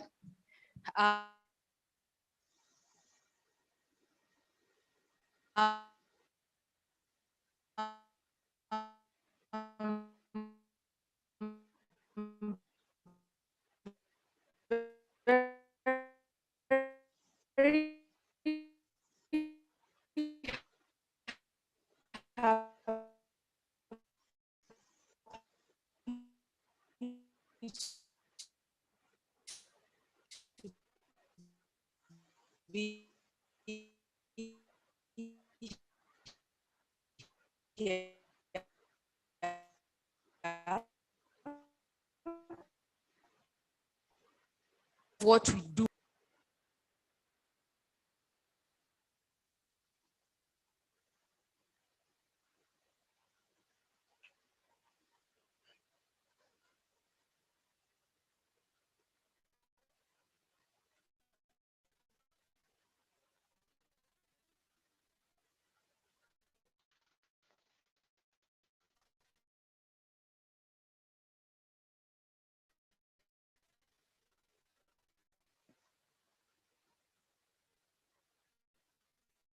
Your vote that gets persons with disabilities into these spaces. Let us use our agency, let us use our autonomy, let us elect the women, let us elect the youth, let us elect the persons with disabilities because our voice matters. So for me, my slogan is Kura kwa mama, please. Next week, Kura kwa mama, Kura kwa vijana, yes? And votes for persons with disabilities. Let us make it happen. And we look forward to creating that future for all people and having an equal society. So thank you so much. Thank you so much, Dr. Agnes, and for even keeping time. Please sign our charter. And please allow me to quickly invite Dennis, who is the director of Youth Alive. Then after him, we will have Bina Maseno, the women's rights organization. 2 minutes. Thank you.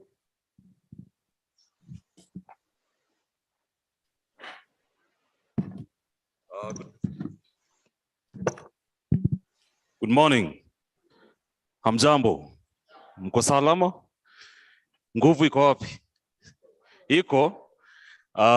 This definitely caught me by surprise, but my name is Dennis Mungo, Executive Director at Youth Alive Kenya, a youth serving and youth-led organization. I think I'm standing here on the shoulder of other youth serving organizations that are working across Kenya. And I'm so happy about this because it talks about inclusion of not just women, but also youth.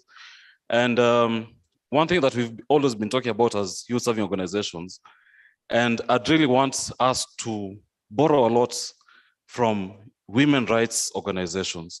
I feel like the conversation about women inclusion has gained much more traction than even the inclusion of youth in decision-making spaces.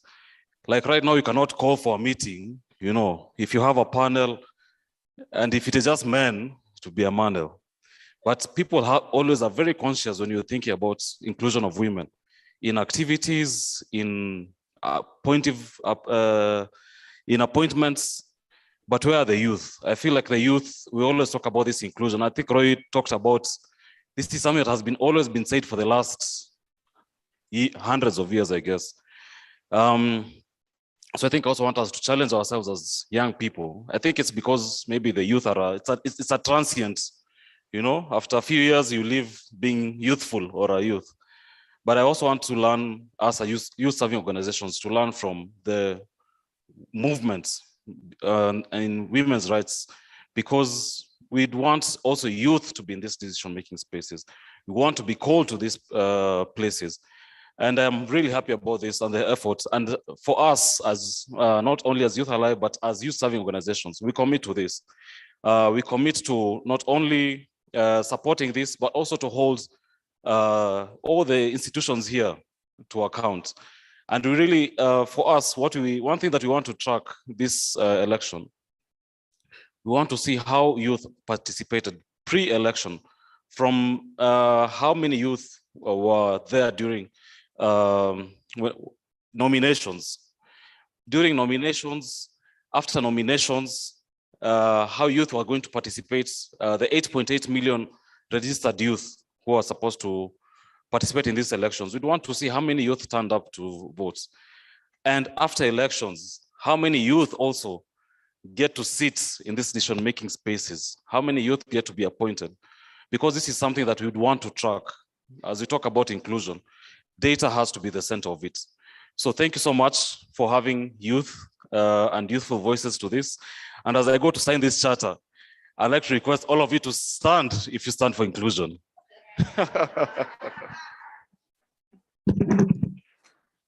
That's so unique. That's so unique. Let's stand. Yeah. As Dennis signs the inclusion charter. But then, Dennis, that's also a commitment. So you are committing.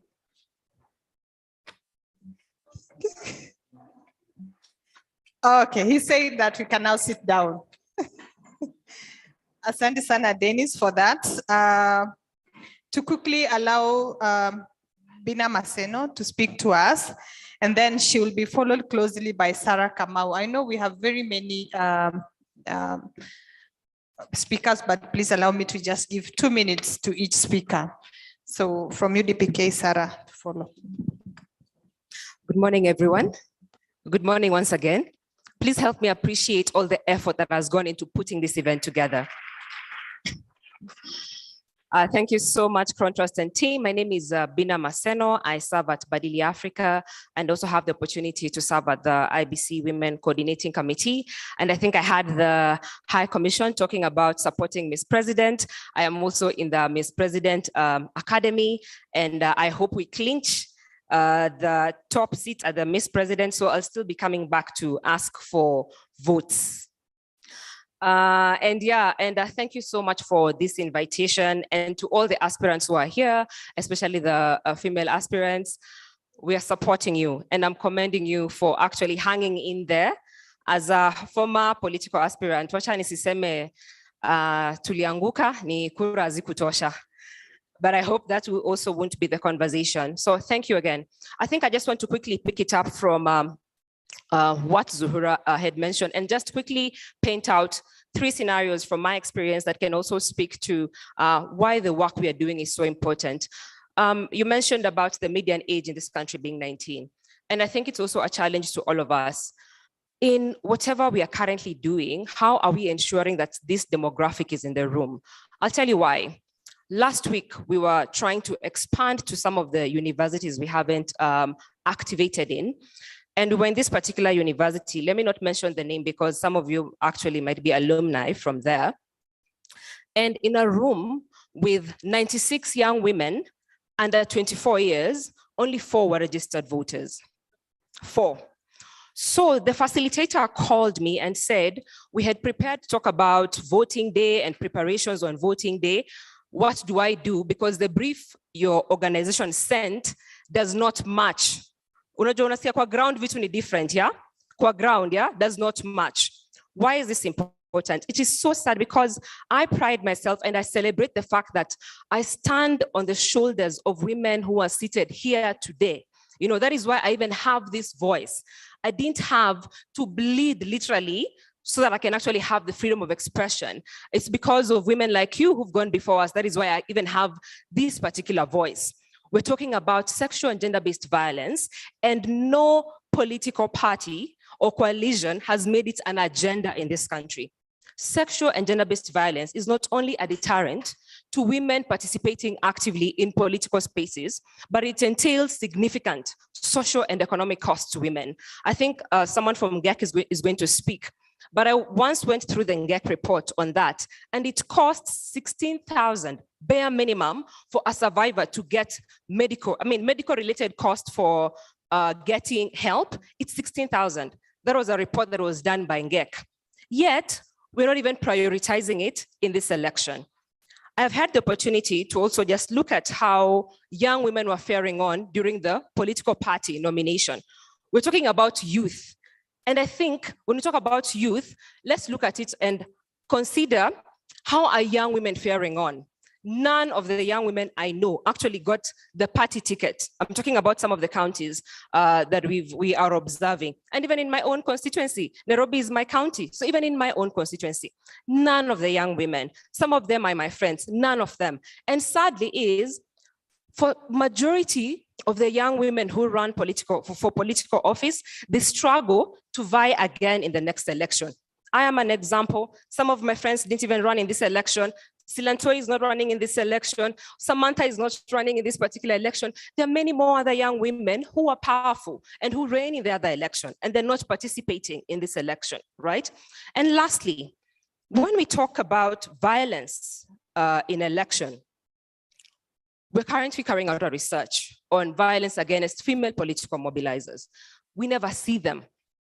And one woman reported a case that shocked me, because she's campaigning for this leader, and supporter for a different leader was trying to ensure that this particular key mobilizer does not continue to spread the message of this other candidate. And guess the weapon this particular man carried to the campaign? This man carried a razor blade, so that he could fracture her face. Violence against women in an election.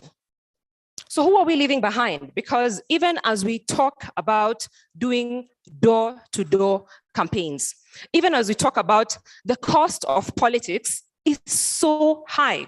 At Badili Africa, we work with Chama women, right? And some of them are even doing the, the door-to-door campaigns right now. But money doesn't even trickle down to them. It trickles down to the male political brokers most of the time. So I think my challenge to all of us is, as we are doing our work, guess what? There's someone who does not even understand about this charter of inclusion.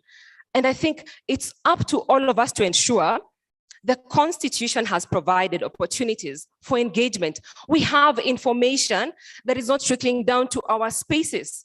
I worry whether these women we're talking to last week, who are not even registered voters, I worry whether even my shoulders will be strong enough for them to stand on the way I'm standing on the shoulders of other great women who've gone before us. Thank you very much. Thank you very much, Binal, for that. No, it's okay.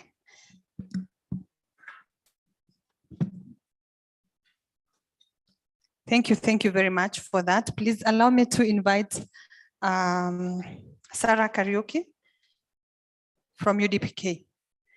Okay, karibu sana. Our speakers are still arriving, but we need to close soonest because time is also not on our side. So after Sarah Kariuki, we will have Nerima Wako, and maybe by that time we'll also have Anne Nerito.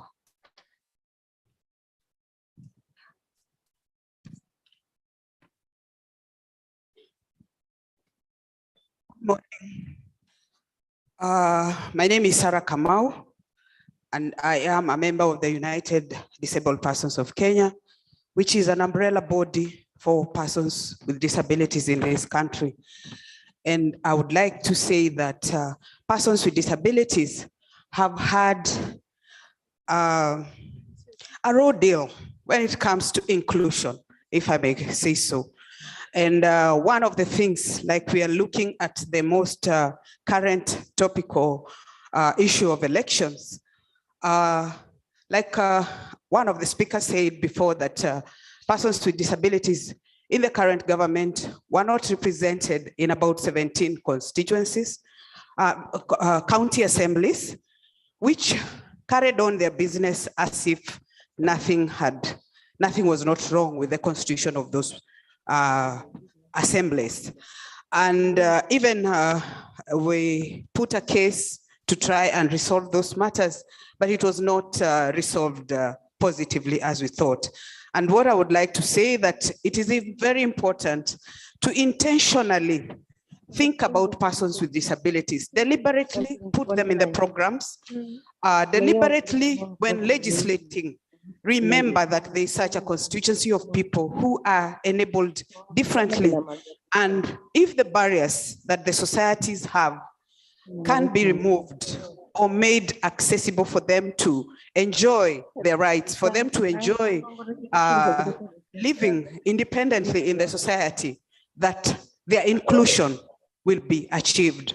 So I want to thank you so much for remembering that there are persons with disabilities in the society, and that we also, as United Disabled Persons of Kenya, commit to help and assist in the Charter of Inclusion to see that our issues when it comes to accessibility of information, accessibility of places, like now the polling stations and information about elections, accessibility, maybe in achieving the 5%, that is a constitutional requirement that has not been achieved for a long time now. We will be part and parcel of seeing that these things are being put on board and deliberately assist in assuring that the Charter of Inclusion is successful. And I commit, and as United Disabled Persons of Kenya, we also commit to Charter of Inclusion. Thank you. Thank you so much, Sarah Kamau. Please proceed to sign on behalf of UDPK. Please allow me to give 1 minute to Nerima Wako, and also followed closely by Angaza Movement Coordinator, Betty Okero. And then after Betty, we will have Anne Derito from the ORPP. And then from there, we will have the charter launched. Thank you. Just one. Good morning, everybody. I would just like to apologize. I was at another function at Bomas. There's a meeting with IBC and the National Mediation Network. Of course, we are pushing for a peaceful election, praying for one as well. So my apologies for walking in late. And I will be brief with my 1 minute. I do commit to inclusion in Kenya. And first and foremost, I cannot wait for the day where you are free as a young person, as a woman, as a person with disabilities, any marginalized community, to participate in governance processes and elections. For someone who has a husband currently vying under Kenya Kwanza, when I am with him, I am the mole. And when I am with Azimio, I am the mole. I cannot wait where all of us are happy for our country, and we select leadership on that. And we can live in one house and maybe not agree on politics, but just for the betterment of our country. And all of us are involved in that process. Thank you.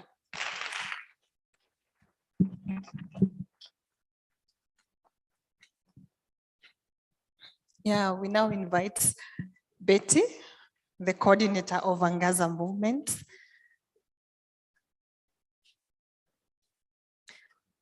A consortium of civil society organizations in Kenya working towards and fostering electoral integrity in Kenya.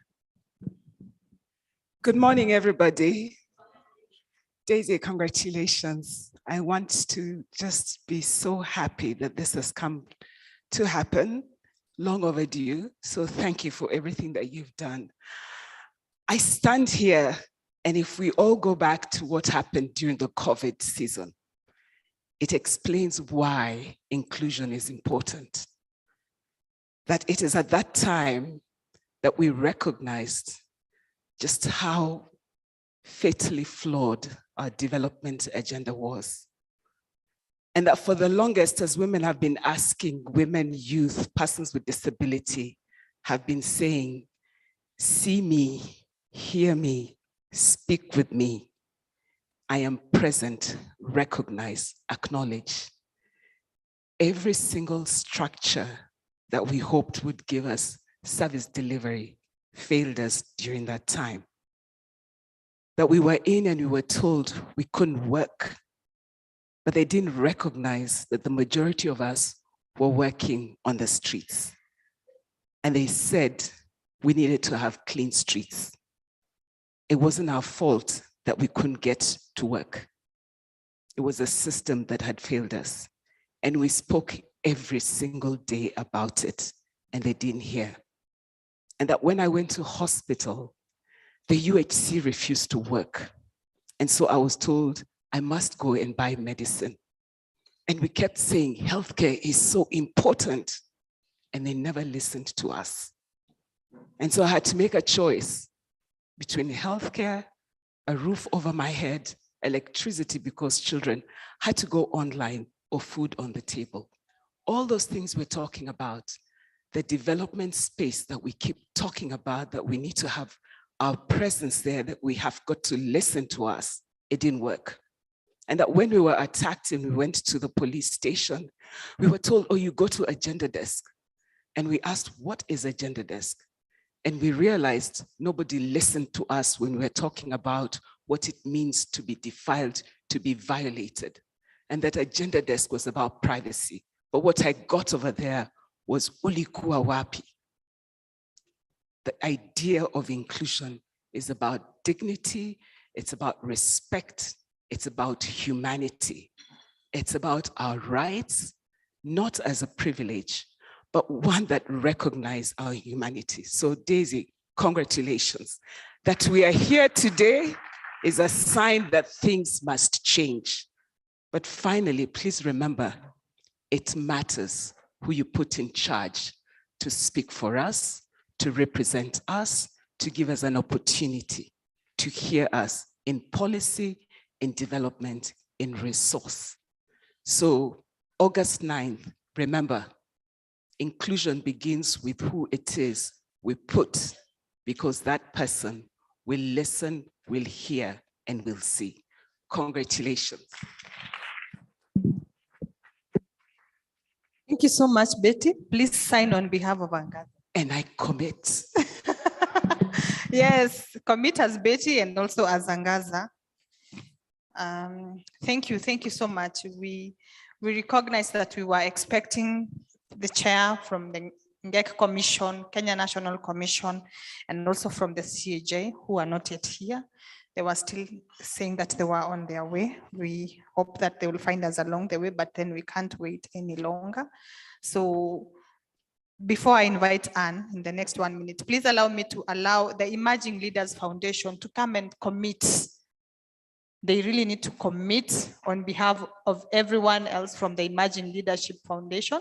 Let's just have 1 or 2 people. Yes, and Femnet to commit, and Urgent Action Fund to commit. Please, let's have all, because we know, we appreciate that everyone is here for one purpose, to make sure that we realize inclusion. Please sign commit from Emerging Leaders Foundation. Please commit. Come, thank you so much. Femnet, please commit. Yes, Urgent Action Fund, please commit. There is Action Aid. I think I had seen Action Aid. Please commit.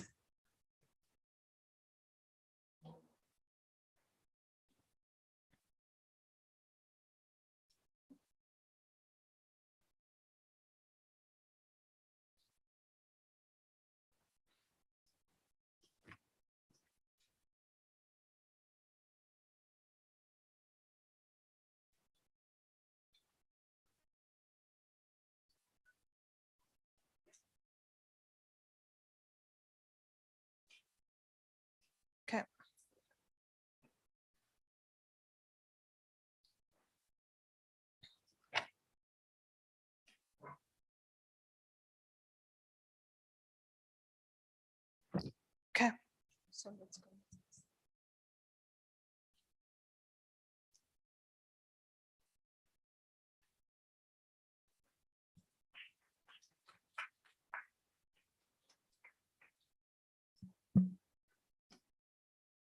Kindly note that we are also going to have an inclusion caucus, which we have agreed on.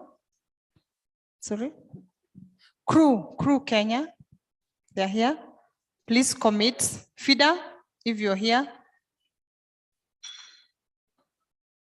Yeah, Inuka ni sisi.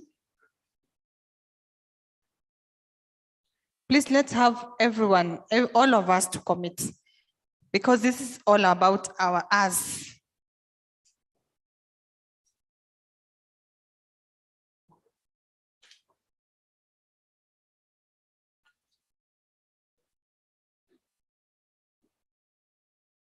We had a representative from NCIC.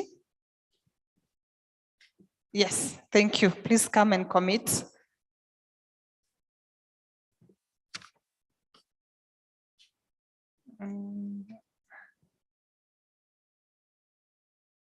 We have a representative from the Interreligious Council.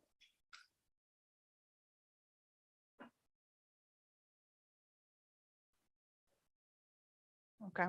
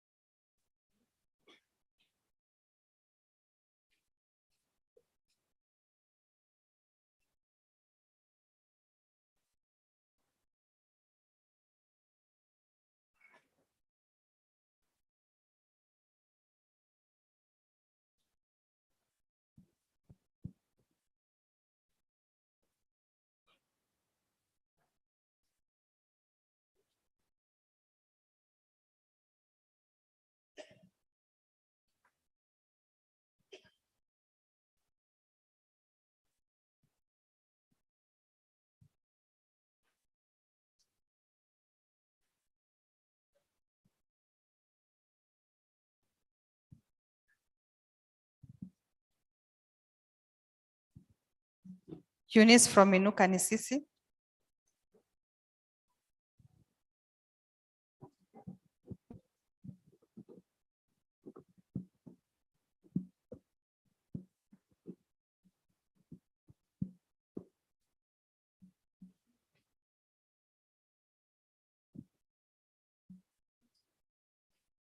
I had seen Suba Churchill. I don't know whether he's still around.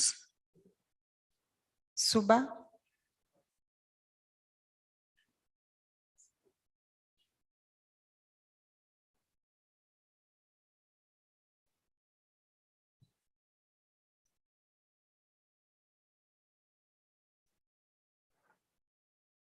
Okay.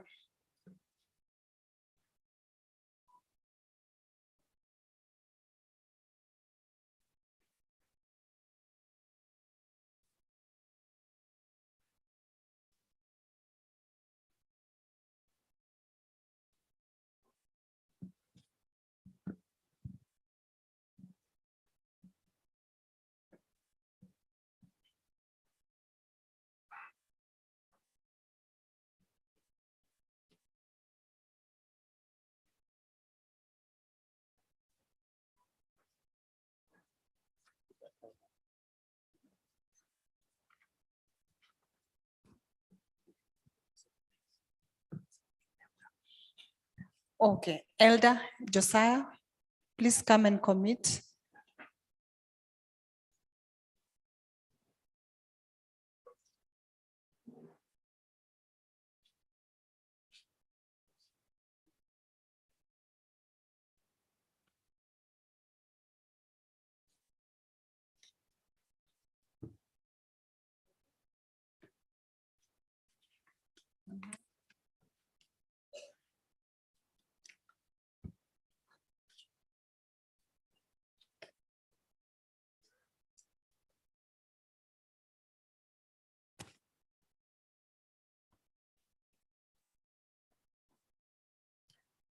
Wow, we have Stanley Mutuma from the judiciary.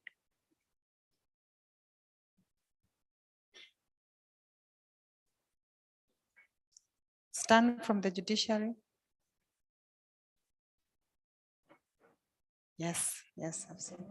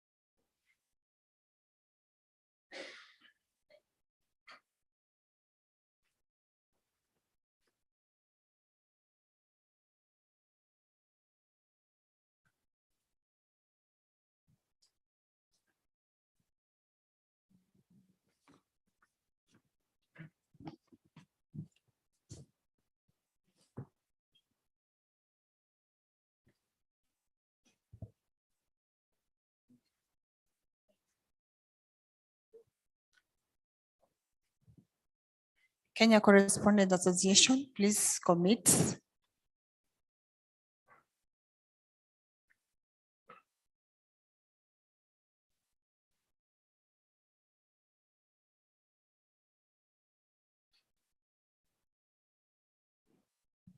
Thank you so much, Stanley, for coming.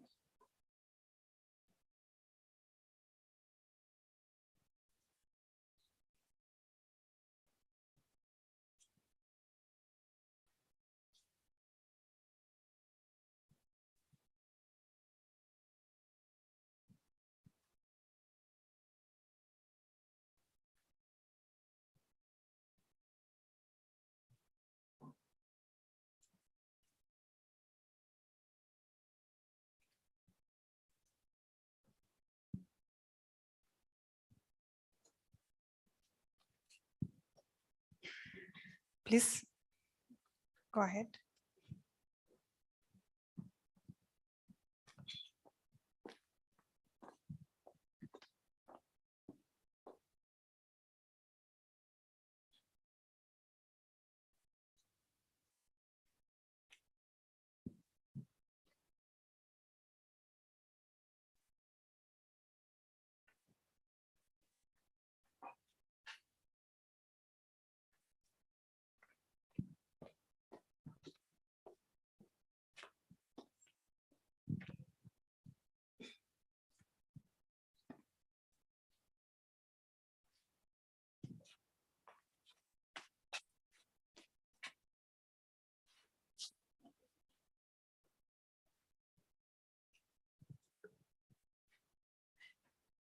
We have people online who are committing. May we please get to know them so that the people here can also know that we have online participants committing? Yes, please. On the chat, someone who is reading, someone who is online. Lillian?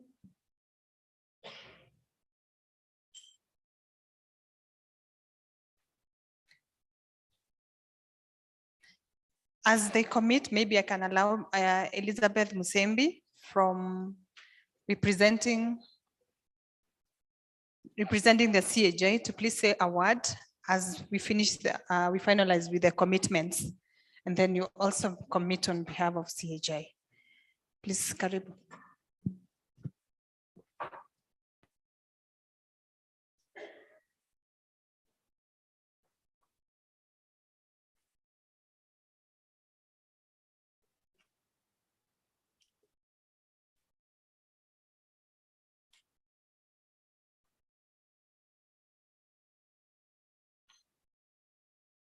Elizabeth, please say a word, then you come and commit. And then we have from the PPLC, please come and commit.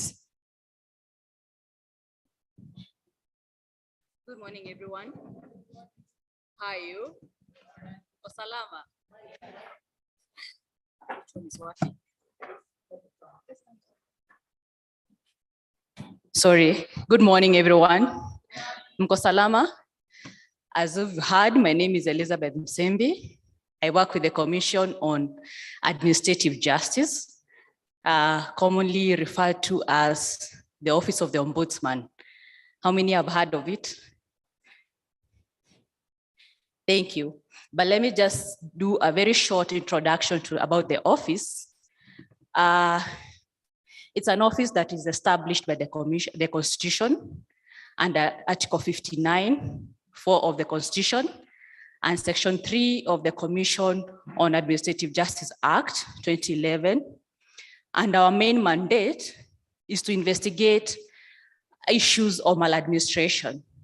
When you say maladministration, it's improper administration, and that involves the county and national offices. I may give a few examples of maladministration issues. It includes delay, unresponsive official conduct,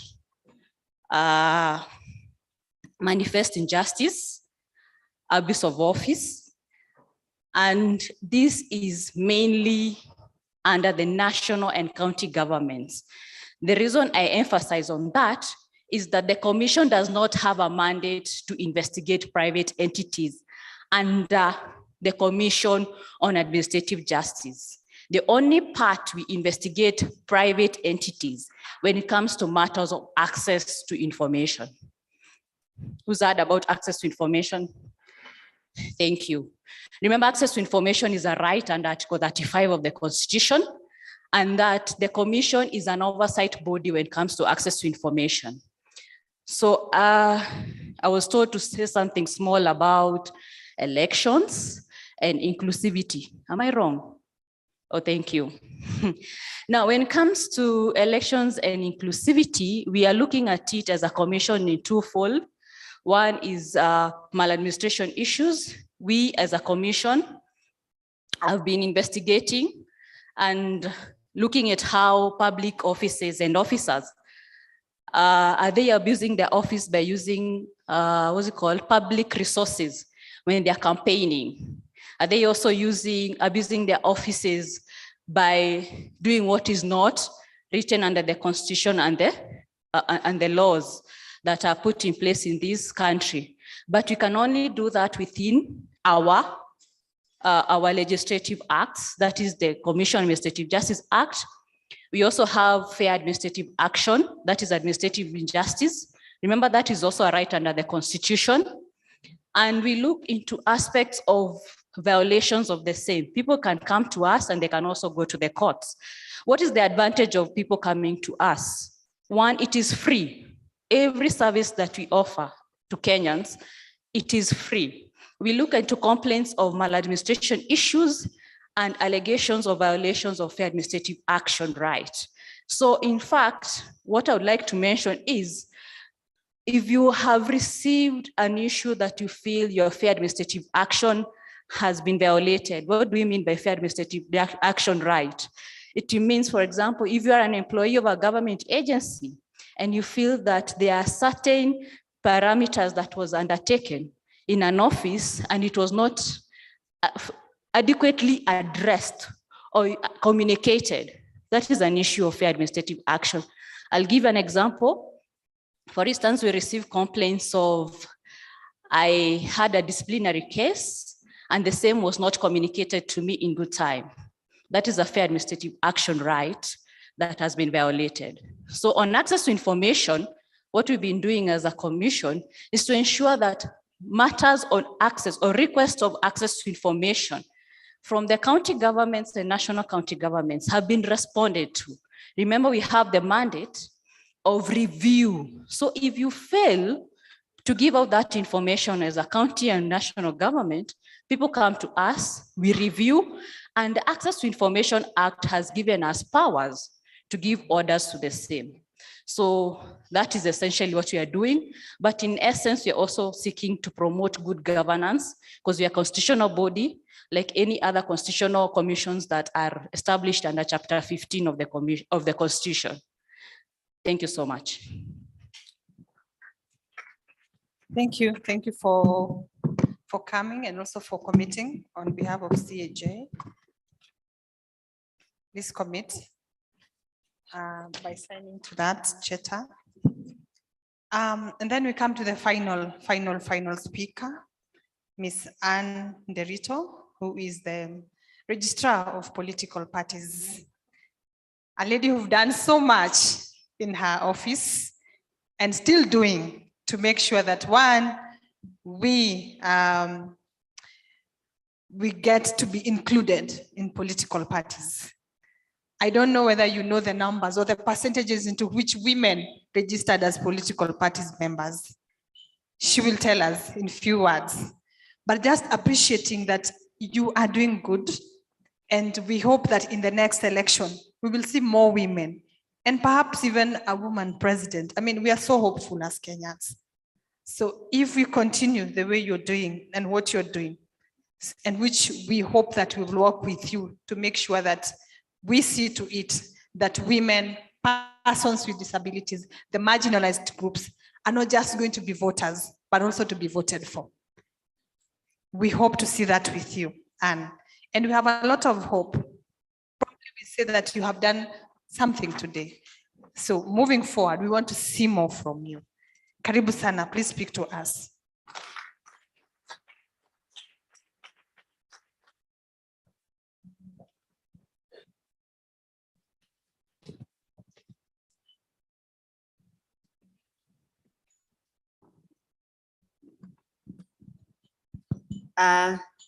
The organizers of this forum allow me to observe all the protocols because I was not here during the introduction. The only place I significantly recognize is Daisy,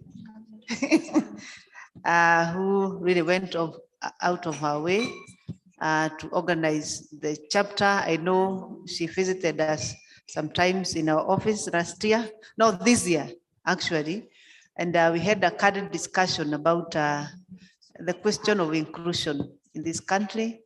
I can see all the other institutions represented here, and I want to recognize all of you and the work that you have been doing. Allow me just to make a few remarks. You know that we are in the tail end of the electoral process, and there are many, many activities to conclude the process. But I want to appreciate the role of the civil society organizations in this electoral cycle and the work that you have worked, and the real issues that you have raised in the electoral process, and not only raising them, but trying to address and make interventions that will make these elections better than before. What I know is most important is that in every electoral cycle, we should run from the past electoral cycle and make an improvement to the next one. And I think that is what we are doing, all of us. Even when I look at what we are signing here, the Inclusion Charter, it's highlighting and taking home what were the gaps last elections and trying to improve on them and make this election better. At the Office of Registrar of Political Parties, we are very conscious about inclusion of all groups. We believe that a country is in governance is as good as representation of the governing structures in all bodies, so that every person in a population can see himself or herself through the representation that is put across. And that's why we specifically are very, very careful to ensure that we deliberately make inclusion part of our business. The Political Parties Act is very clear that for any party to be registered and also to remain in force, it must have met the requirement of not more than 2/3 of either gender in its governing body. There must be a youth representative, at least one youth representative in the governing body. There must also be at least a person living with disability in the governing body. And every party should have structures that support the different groups that shows in the community. For a party to be registered, at least 1/3 of its membership should be either gender, and we should see also the youth. And I want to tell you that currently we have a register of about 24,000 Kenyans who are registered, 24,000 million we are registered as members of different political parties. At least 48% are women. 48% are women. We have about that 9% to 40 who are youth out of the 24 million. That means that at least the basics have been met. But I want to say that we all have some duty to do, and especially when we focus at the participation, the quality participation of women, the quality participation of persons with disability, the quality participation of the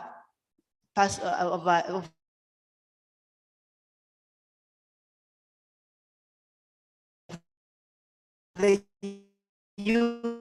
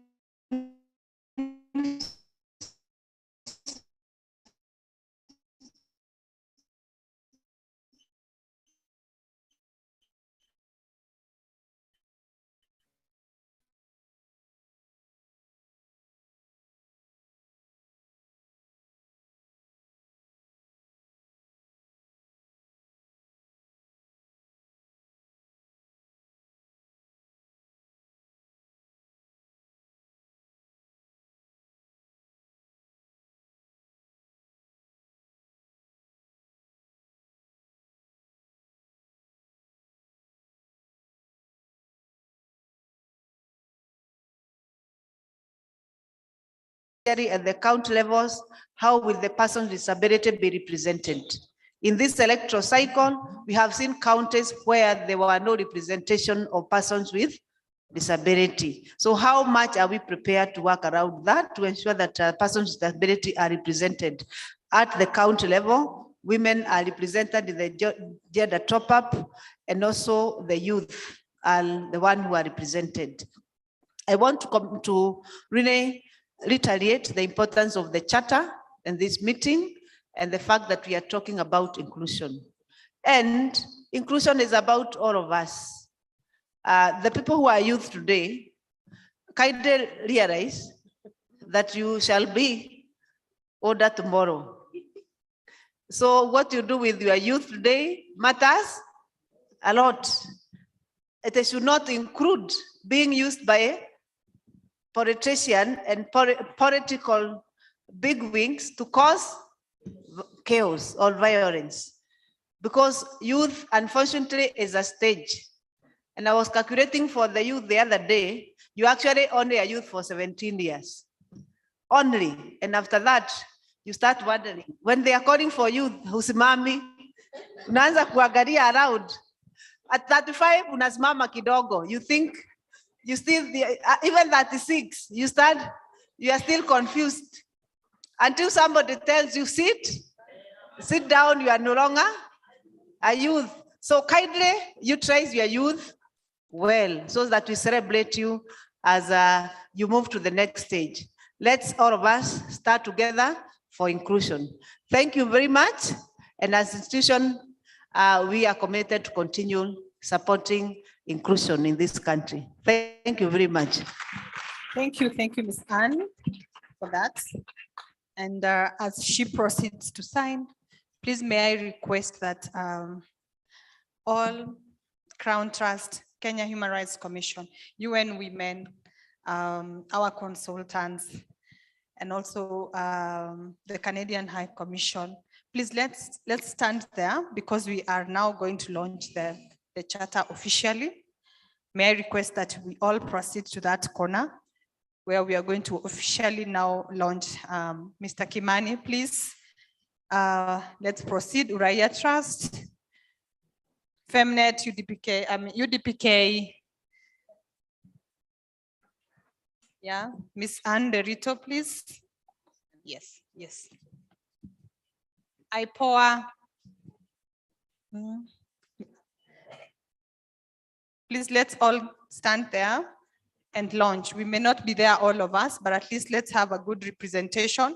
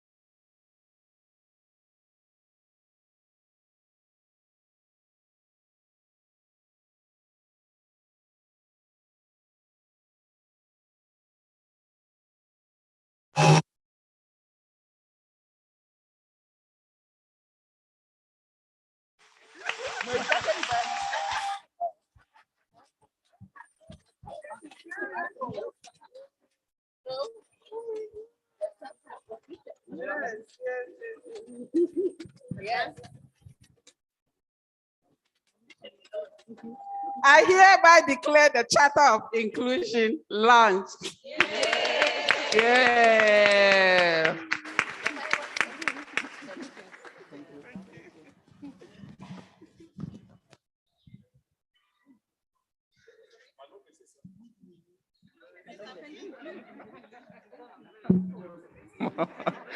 We are so happy for this moment where we have declared the charter officially launched. And of course, we are also talking about a possibility of having a caucus to follow through this charter also as part of this launch. So thank you so much for coming. And as we have said, we are going to follow through all the constitutional provisions about inclusion around women, youth, persons with disabilities, and other marginalized groups to ensure compliance. Thank you.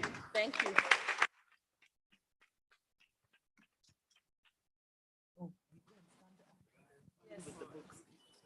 Please allow, yeah, let's have a, let's stand, let's all stand here with our books so that we take good photos, please. As many who can hold a book.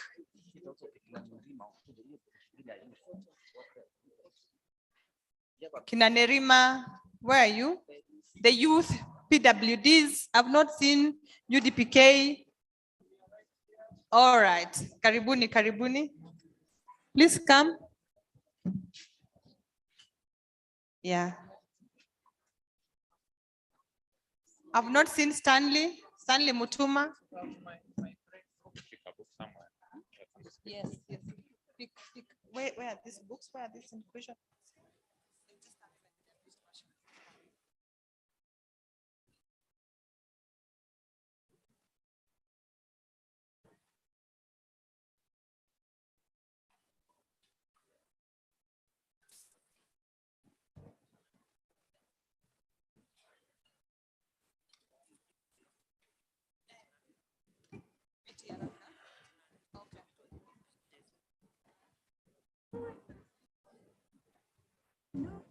Wengine tafadhali waketi so that we have a very nice photo. Some to sit down, some to stand behind. Betty Okero, please.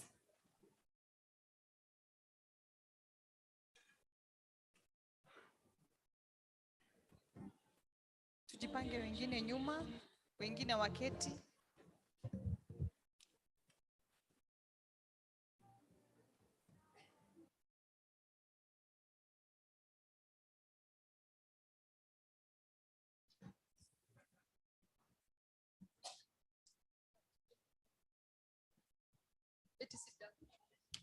Someone else? Betty, have a seat. Still need more.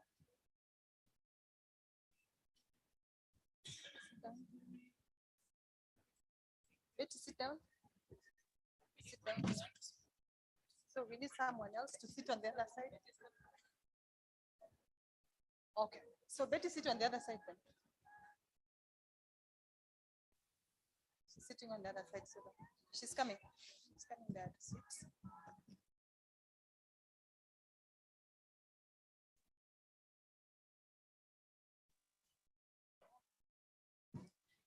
Tafadhali inua kitabu yule aliye nyuma kidogo. Please raise your book kidogo up so that it can be seen by the photographers. Yeah. Inua kitabu kidogo. Music kidogo pia.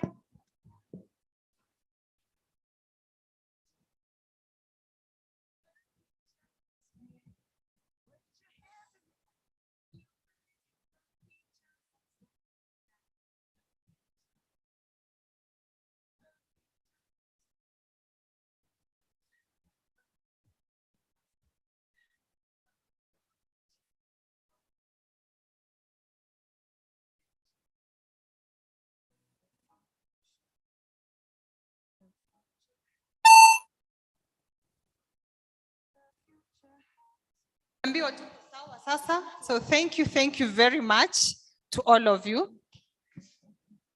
Thank you so much. Yeah. Yeah.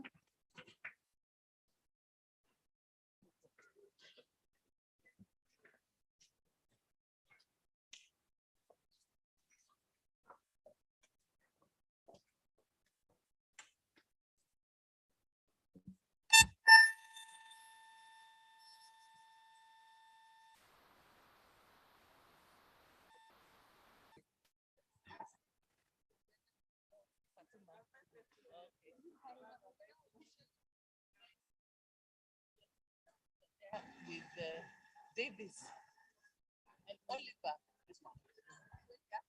Yes, an action plan. It's like we are discussing the content and then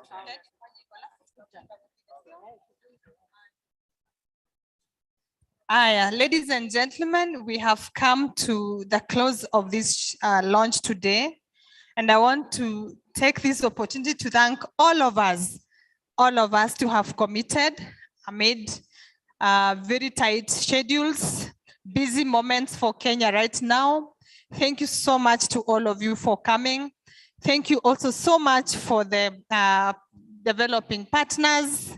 Thank you so much to Crown Trust, Kenya Human Rights Commission, all these other partners on here today who've been with us to make sure that we realize this launch. Tunasema ni asante sana. Thank you so much, and we hope to have another moment where we'll just be looking at where are we in terms of implementation. To our key stakeholders, the government institutions, will follow through to make sure that you're part of this. Once we develop the caucus, we hope that you will be part of it and commit to always follow through, especially on your end, so that all the needs on the inclusion are met. So I want to finally say asanteni sana. Now we officially close the meeting with a word of prayer from a volunteer. So who would volunteer to close with a word of prayer? Anyone? Yes, come. Asante sana.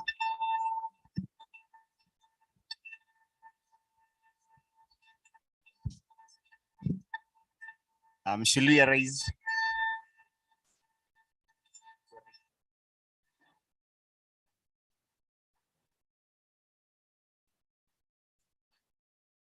Yeah, so let's believe and pray.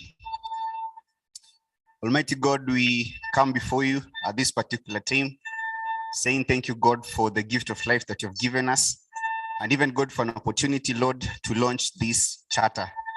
Lord, we pray that God, even as we aspire, my Lord, and even Jesus Christ desire, my Lord, to implement it, we pray that may you go before us, Jesus Christ, my Lord. Because, oh Lord, these people, oh God, Jesus Christ, who are the minority group, they are people created by you, Jesus Christ, my Father. Even Lord, as we desire that God, they have the same rights as us, we pray that you, the Creator, may you go before us to actualize this dream. In Jesus' name we do believe and pray. Thank you so much. Asanteni, tukutane wakati mwingine. Asante.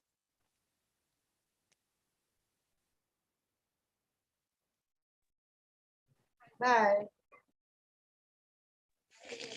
Bye. Bye, everyone. Bye, We can be taking photos. Bye bye. Thank you. Thank you. Bye. Taking photos with all of you so that we have a photo, a photo gallery Yes, of we this have- session, yes, this we have event. opened Thank the- you. Bye.